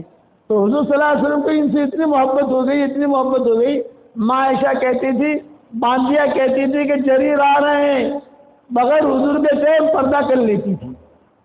تو حضور فرماتے ہیں پردہ کیوں کر رہی تم؟ یہ تو حضرت جریر گزر رہے ہیں، تو جریر تو خالی کھانسی کھائے گا تو بھی آپ بلا لو گے۔ وہ حضور کے گھر کے قریب سے گزرتے ایسے کھانسی کھاتے، حضور سمجھ جاتے کہ جریر گزر رہا ہے، ارے جریر آجا، جریر آجا، جریر آجا، جریر آجا، اتنا پیار دیتے تھے حضور صلی اللہ علیہ وسلم جریر کو۔ اور وہ کہتے تھے صرف چادر کی وجہ سے مسلمان ہوا، خالی پھینکی حضور نے اور فرمایا کہ جریر بیٹھ جاؤ میری چادر پر۔ تو انہوں نے کہا کہ حضرت یہ آپ کی چادر پر میں بیٹھوں، اس کا درجہ میرا سر ہے، اشہد ان لا الہ الا اللہ و اشہد انک رسول اللہ۔ صحابہ کہتے تھے، پرانے صحابہ تھے، ان تو حضور راز کی بات نہیں کرتے تھے، جریر بھی حضور راز کی باتیں کرتے تھے، یہ چاہیے، یہ کرنا ہے، یہ کرنا ہے۔ ایک مرتبہ حضور صلی اللہ علیہ وسلم نے جریر سے کہا، جریر قریب آئے پرائیویٹ بات کرنی ہے، کسی کو بتانا مت، ہو سکے تو کرنا، نہ ہو سکے تو مت کرنا، کسی کو بتانا مت۔ جیسے بتائیے، فرمایا مجھے ایک مسئلے میں بہت پریشانی، بہت ٹینشن میں ہوں۔ حضور کہہ رہے ہیں جریر سے میں بہت پریشانی میں ہوں، اور تو پریشانی ایسی ہے کہ میں کسی کو کہہ بھی نہیں سکتا، میں سوچتا ہوں کہ تمہارے ساتھ شیئر کروں، تم کو کہوں۔ جریر نے کہا تو بتائیے کیا پریشانی ہے؟ بولے مجھے پریشانی یہ ہے کہ تم یمن کے رہنے والے ہو اور یمن کے شہزادے ہو، نواب زادے ہو، تمہاری زمینیں یمن میں بہت ہیں، تمہارا اثر رسوخ بھی ہے وہاں۔ یمن والوں نے کعبہ بنایا ہے اور وہ طواف کرتے ہیں وہاں، یہ کعبہ تو ہمارا مکہ میں ہے، اب انہوں نے کعبہ بنایا ہے وہاں۔ یہ مجھے بہت زیادہ دل میں کھلبل ہے کہ بھئی ایسا اگر مسلمانوں میں اختلاف ہوگا تو کہا جائے کہ امت کھڑی رہی۔ اس لیے میری تمنا، میری خواہش یہ ہے کہ تم جاؤ یمن اور وہاں جا کر وہ کعبے کو توڑوا دو۔ اور یہ تم ہی کر سکتے ہو، اس لیے کہ تم شہزادے ہو، آپ کے اثر رسوخ ہیں۔ حضرت جریر نے کہا سوری، سمجھے؟ ارے سمجھے کہ نہیں، معذرت کی، کہ حضرت میں یہ کام نہیں کر سکتا۔ آپ نے فرمایا ابھی کیوں نہیں کر سکتے؟ تم تو وہاں کے بادشاہ ہو، وہاں کے نواب زادے ہو، وہاں کی زمینوں کے مالک ہو، سب وہاں کے اچھے برے تمہارے ہاتھ میں ہیں، آپ کو تو جا کر آرڈر کرنا ہے خالی۔ بولے حضرت میں اصل میں یہ ہے کہ گھوڑے پر بیٹھتے ہوئے ڈر لگتی ہے مجھے، گھوڑا ہو، گھوڑا تیز چلے، مجھے ڈر لگتی ہے، اور میں ایسا ڈرتا ہوں، ایسا خوف کھا گیا ہوں کہ ابھی گروں گا، اور یمن کا سفر یہاں سے بہت لمبا ہے۔ آپ نے فرمایا کہ تیری ڈر ختم ہو جائے تو ہاتھ ہوتا جاؤں گا، تو حضور نے سینے پر ہاتھ پھیرا اور ایک دعا کی، اللہم اجعلہ ہادیا مہدیا، اللہم اجعلہ ہادیا مہدیا، اللہم اجعلہ ہادیا مہدیا، اے اللہ اسے ہادی بھی بنا، مہدی بھی بنا، ایسا اللہ اس سے کام لے۔ جریر ابن عبداللہ نے کہا میری ہمت بڑھ گئی، اور پھر میں نے کہا صحابہ، میں نے حضور سے کہا حضرت ایک جماعت بنا دو میرے ساتھ، لیکن میرے مزاج کیوں، میں چھانٹوں گا۔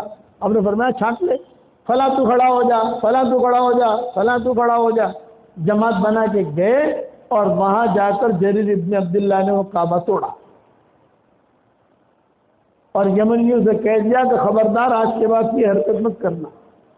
پھر جریر ابن عبداللہ اپنے کسی کام کی وجہ سے وہاں رک گئے، اور وہ جو صحابہ ساتھ گئے تھے وہ آ گئے، تو صحابہ تو ساتھ گئے تھے، وہ آ گئے، حضور زندہ تھے۔ اس کے بعد حضور کا انتقال ہوا، لیکن جریر ابن عبداللہ حضور کے جنازے میں شریک نہیں ہو سکے، وہ وہیں رہ گئے کسی اپنے کام کی وجہ سے۔ اگر عائشہ کہتی تھی اتنا اعتماد کرتے تھے حضور جریر ابن عبداللہ پر، اتنا بڑا آدمی بن گیا حضور کے معمول اخلاق کی وجہ سے، کہ وہ حضور نے چادر پھینکی، اتنا پیار دیا۔ اس لیے زبان کا میٹھا بول جو لوگوں کے دلوں کو جوڑ دے کروڑوں نفلوں پر بھاری ہے، زبان کا کڑوا بول جو لوگوں کے دلوں کو توڑ دے یہ کروڑوں گناہوں پر بھاری ہے۔ یہ ذہن میں رکھنا۔ آج سے بیوی سے اگر معمولی سے حرکت ہو گئی نا، کچھ بھی کھانے میں نمک زیادہ گر گیا تو یہاں ملی ہے اوپر مت ملنا۔ شہزادے آدمی ایسی باتیں کرتا ہے نہیں، تعلقات، اخلاق، 5 چیزیں اپنے دل کے اندر پیدا کرو۔ ایمانیات والی لائن ٹھیک ہو، عبادات والی لائن ٹھیک ہو، معاشرت والی لائن ٹھیک ہو، معاملات والی لائن ٹھیک ہو، اخلاقیات والی لائن ٹھیک ہو، یہ آدمی پکا مسلمان بنے گا۔ اب ہر آدمی دیکھے اپنا تھرمامیٹر، میرا ایمان کیسا ہے، ہر آدمی دیکھے میری عبادتیں کیسی ہے، ہر آدمی دیکھے کہ میرا اخلاق کیسے ہے، میرے معاملات کیسے ہیں، میں نے کس کی زمین دبائی ہے۔ حشر کا میدان میں اللہ کے سامنے کھڑا ہونا پڑے گا، جواب دینا پڑے گا۔ اس سے 5 لائنیں ٹھیک کرو گے انشاءاللہ۔ اب جو میں آپ لوگوں کو ہدیہ دینا چاہتا ہوں، قبول کرو گے بھائی؟ ارے بتاؤ تو صحیح بنگلور والوں، قبول کرو گے؟ روزانہ 313 مرتبہ سورہ اخلاص پڑھنے کی عادت ڈال دو۔ کتنی مرتبہ؟ 313۔ 10 مرتبہ سورہ اخلاص پڑھو، حدیث شریف میں آتا ہے 10 مرتبہ کوئی سورہ اخلاص پڑھے جنت میں ایک محل تیار ہو جاتا ہے۔ 20 مرتبہ پڑھو، کتنے محل تیار ہوں گے بھائی؟ 2۔ 30 مرتبہ پڑھو، کتنے محل تیار ہوں گے؟ 3۔ 40 مرتبہ پڑھو، کتنے محل تیار ہوں گے؟ 4۔ حضرت عمر سے کہا تھا عمر 10 مرتبہ سورہ اخلاص پڑھ، جنت میں محل تیار ہوگا۔ حضرت عمر نے کہا حضرت 10 مرتبہ سورہ اخلاص پڑھو، ایک محل جنت میں۔ ہاں، حضرت عمر نے کہا اذن لا تستکثر یا رسول اللہ، پھر تو میں بہت بناؤں گا محل۔ آپ نے فرمایا جتنی طاقت ہو بنا، تو بناتے بناتے تھکے گا، اللہ دیتے دیتے نہیں تھکے گا، تو بنا جتنے بنانے۔ تو 313 مرتبہ سورہ اخلاص جب پڑھو گے تو کتنے محل ہو جائیں گے بھائی؟ 31 بنگلے تیار ہو جائیں گے۔ 31۔ بنگلور میں پراپرٹیاں بہت بنا لی، بہت فلیٹ بنا لیے، بہت زمینیں خرید لی، اور بہت شاپنگ سینٹر بنا لیے، اب جنت میں پراپرٹی بناؤ۔ 313 مرتبہ سورہ اخلاص پڑھنے کی عادت ڈالو، پہلا فائدہ یہ ہوگا 31 بنگلے جنت میں تیار ہو جائیں گے، اور کوئی انکم ٹیکس والا فون کرے گا نہیں آپ کو۔ ارے دنیا میں جا کر 2 بنگلے لوگ انکم ٹیکس والے فون کرتے نہیں کرتے، ایسا کہاں سے لایا حساب کتاب دو، اور آپ کو الیکٹرک بل بھی نہیں بھرنا، اور آپ کو مینٹین بھی نہیں کرنا، فرشتے کریں گے مینٹین، آپ کے بنگلے تیار، روزانہ 31 بنگلے بناؤ گے انشاءاللہ، اور 104 مرتبہ قرآن شریف پڑھنے کے برابر ثواب مل جائے گا۔ میں نے بیان میں 2017 سے 2015 سے کر رہا ہوں، تو امریکہ میں ایک ڈاکٹر نہیں ہے شکاگو میں، اس کا مجھے فون آیا کہ مولوی صاحب جب سے میں نے آپ کا بیان سنا الحمدللہ میں نے 10 لاکھ مرتبہ سورہ اخلاص پڑھا ہے، 5 لاکھ تو آپ کو ہدیہ کر دیا، 5 لاکھ میں نے میرے لیے رکھا ہے۔ لیکن مولوی صاحب ایک بات بتائیے، جنت میں مجھے بنگلے ملیں گے؟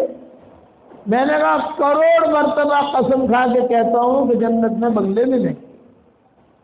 حدیث صحیح ہے، حدیث سنیں، مسند احمد کی روایت ہے، حضور جھوٹ تو نہیں بولتے۔ تو اچھا مولوی صاحب بنگلے ملیں گے، لیکن ایک سوال کرتی ہوں، تھوڑی شرم آتی ہے، شرما امت کیا پوچھتی ہو؟ بولے مولانا بہت بنگلے ہو گئے تو کیا بھاڑا بڑا آئے گا کہ نہیں آئے گا؟ کرایہ، رینٹ، جنگل والوں کو رینٹ کی بہت فکر رہتی ہے نا، گجراتی کو زیادہ رہتی ہے۔ تو میں نے کہا جب وہ بھاڑا تو نہیں آئے گا وہاں، اتنے بنگلے کریں گے کیا؟ میں نے کہا بیٹا جب جنت میں جائیں گے انشاءاللہ مشورہ کر لیں گے کیا کرنا ہے، تو آپ لوگ بناؤ گے انشاءاللہ 313 مرتبہ۔ 3 باتیں یاد رکھنا، 313 مرتبہ روزانہ سورہ اخلاص پڑھنے کی عادت ڈالو، 313 مرتبہ درود شریف پڑھنے کی عادت ڈالو، 313 مرتبہ استغفار پڑھنے کی عادت ڈالو۔ انشاءاللہ آپ کے قیامت تک کے آنے والی نسلوں میں کوئی فقیر نہیں رہے گا، اور کوئی انشاءاللہ بے دین بھی نہیں رہے گا۔ آپ اپنے اولاد کے لیے دنیا میں پراپرٹی بناتے نہیں بناتے؟ اولاد کے لیے بناتے ہو نا، زمین خریدتے ہو، پراپرٹی بناتے ہو، مکان بناتے ہو، تو اپنے اولاد کے لیے بھی جمع کرو۔ اے اللہ میں پڑھوں گا، اس کی برکت تو مجھے بھی دینا، میری اولاد کو بھی دینا، کرو گے انشاءاللہ۔ اور یہ میرا وظیفہ بھی جاندار شاندار مالدار دیندار ہے، اور یہ میری تسبیح ہے، جاندار شاندار مالدار دیندار۔ اب پورے بنگلور والوں کو تصویر میں دے نہیں سکتا میں، سارے بنگلور والے ماشاءاللہ، اس میں مجمع بھی کتنا زیادہ ہے، یہ ہمارے محترم کو دے دیتا ہوں، یہ آپ کو تصویر دیا، میں پہچانتے نہیں یہ کون ہے، ہمارے امام صاحب کو پہلے ہی میں نے دی۔ جاندار شاندار مالدار دیندار، یہ میرا وظیفہ بہت عام ہے۔ اس کے بعد آپ جو دعا مانگو گے اللہ آپ کی دعا قبول کرے گا۔ اچھا سورہ اخلاص کی اتنی فضیلتیں آئی ہیں حدیث میں، اتنی کسی اور صورت کی نہیں ہے۔ سورہ فاتحہ کی فضیلتیں بھی ہیں، آیت الکرسی کی فضیلتیں بھی ہیں، سورہ اخلاص کی بہت۔ اس پر ایک قصہ سنا دوں، معاویہ ابن معاویہ لیثی انصاری ایک صحابی تھے، تبوک کے موقع پر جا نہیں سکے، بیمار ہو گئے، ان کا انتقال کا وقت آیا مدینہ میں، حضرت جبریل آئے، حضور تبوک میں ہے، 600-700 کلومیٹر ہے مدینہ منورہ سے تبوک، اور حضرت جبریل نے حضور سے آ کر کہا کہ حضرت معاویہ ابن معاویہ لیثی انصاری کا انتقال ہو رہا ہے مدینہ میں، تو ان کا جنازہ ہم وہاں پڑھیں یا ان کی لاش کو یہاں لائیں، آپ یہاں نماز پڑھیں گے؟ آپ نے فرمایا نہیں، ان کی لاش کو یہاں لاؤ۔ ہزاروں فرشتے ان کی لاش کو لے کر آئے مدینہ منورہ سے تبوک، حضور صلی اللہ علیہ وسلم نے جنازے کی نماز پڑھائی۔ اس کے بعد حضرت جبریل نے پوچھا حضرت تبوک میں دفن کر دیں یا بقی میں لے جائیں؟ آپ نے فرمایا نہیں، بقی لے جاؤ، وہاں دفن کرو۔ لیکن جبریل مجھے یہ بات سمجھنے نہیں آتی کہ اتنا ان کا اکرام کیسے ہوا، یہ آدمی مرتا ہے وہاں دفن ہو جاتا ہے، یہی ہے جہاں مرا وہاں دفن ہوا۔ یہ جو دور دور سے لاشیں منگواتے ہو نا آپ لوگ، تو امریکہ میں انتقال ہوا لاش آ رہی ہے وہاں سے، ملیشیا میں انتقال ہوا لاش آ رہی ہے وہاں سے، ارے اللہ کے بندو رحم کرو مرنے والے پر، مرنے والے پر رحم کرو، یہ مناسب نہیں ہے، اس پر تفصیل تو بیان نہیں کر سکتا میں، مناسب نہیں ہے۔ چہرہ دیکھنے کے لیے ملیشیا سے لڑکی آ رہی ہے، چہرہ دیکھنے کے لیے کویت سے لڑکا آ رہا ہے، ارے زندگی میں تو نے ماں باپ کی خدمت کی نہیں، اب مرنے کے بعد کیا چہرہ دیکھے گا تو؟ زندگی میں تو ماں باپ کو چہرہ دکھایا نہیں تو نے. یہ سب غلط چیزیں ہیں, اس سے بچو.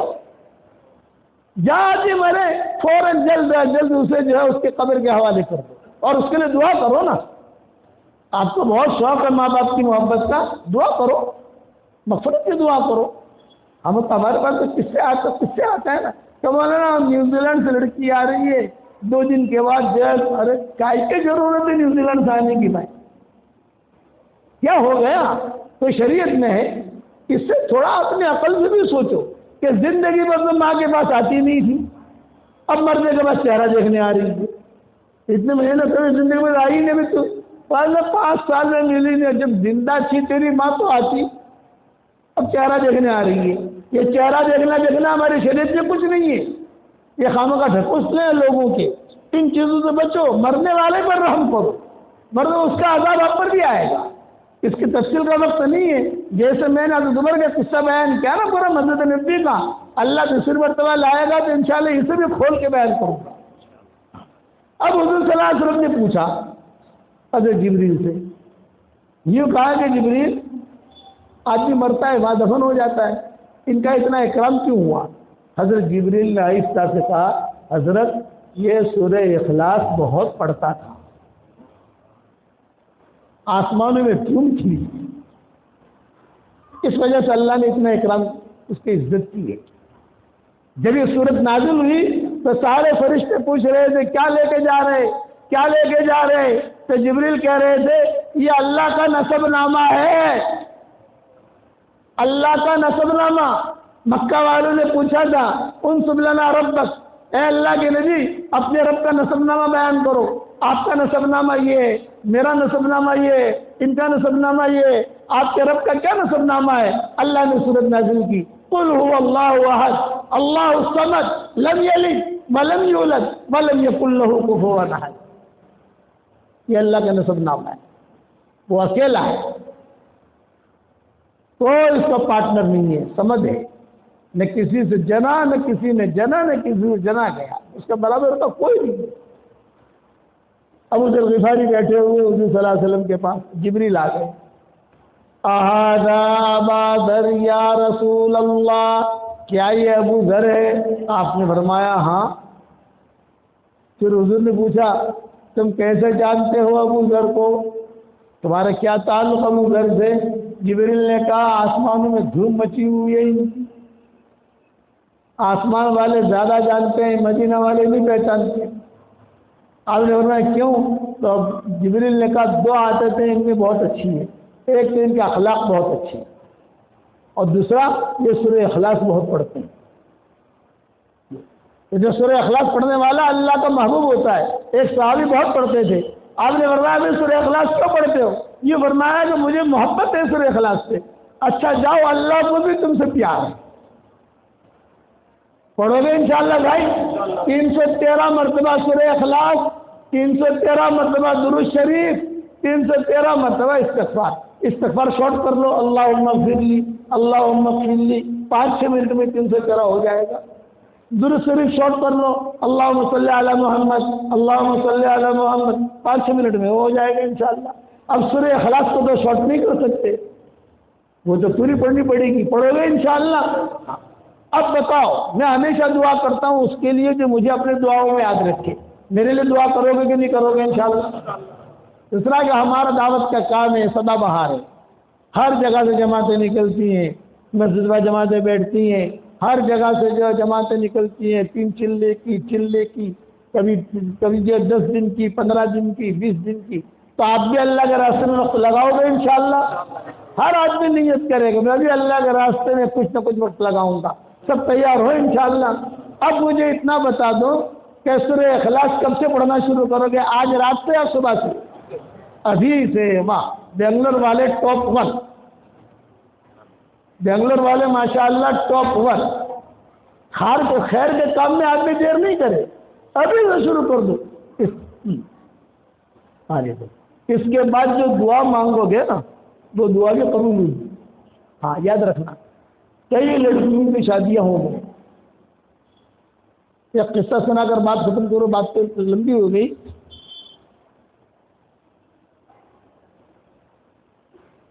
ہمارے بمبئی میں رمضان کے مہینے میں میرے پروگرام ہوتے تھے، تو میں روزانہ 17 سال تک میں نے وہاں تفسیر کا بیان کیا بمبئی میں، رمضان کے مہینے میں صرف۔ اب جو ہے بوڑھا ہو گیا تو جو میں نے چھوڑ دیا، بیٹا کرتا ہے، میں حرمین شریف میں اپنا وقت گزارتا ہوں۔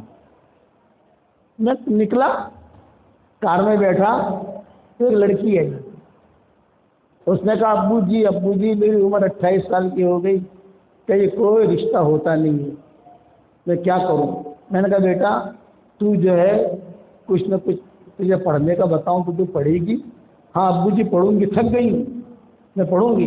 اس وقت میں 100 مرتبہ سورہ اخلاص پڑھواتا تھا۔ کتنی مرتبہ بھائی؟ 100 مرتبہ۔ اب جو ہے 313 مرتبہ پڑھواتا ہوں۔ تو لوگوں نے کہا کہ حضرت پہلے تو 100 مرتبہ کی آپ کی تشکیل ہوتی تھی، اب 313 کی تشکیل کر رہے ہیں۔ میں نے کہا آپ نے مکان خریدا تھا، کتنے میں خریدا تھا؟ یہ 50 لاکھ میں۔ اب اس کا کتنا کیا قیمت ہو گئی؟ بولے 3 کروڑ۔ جب تیرے مکان کی قیمت بڑھ سکتی ہے تو ہمارے وظیفے کی قیمت نہیں بڑھ سکتی؟ بھی تیرا پلٹ کی قیمت بڑھ گئی، تیرے سب کی قیمت ہمارا نہیں بڑھ سکتا۔ میں نے کہا ابھی 313 ہے، دوسرا آئندہ 2-4 سالوں میں انشاءاللہ بڑھ کے آئے گا،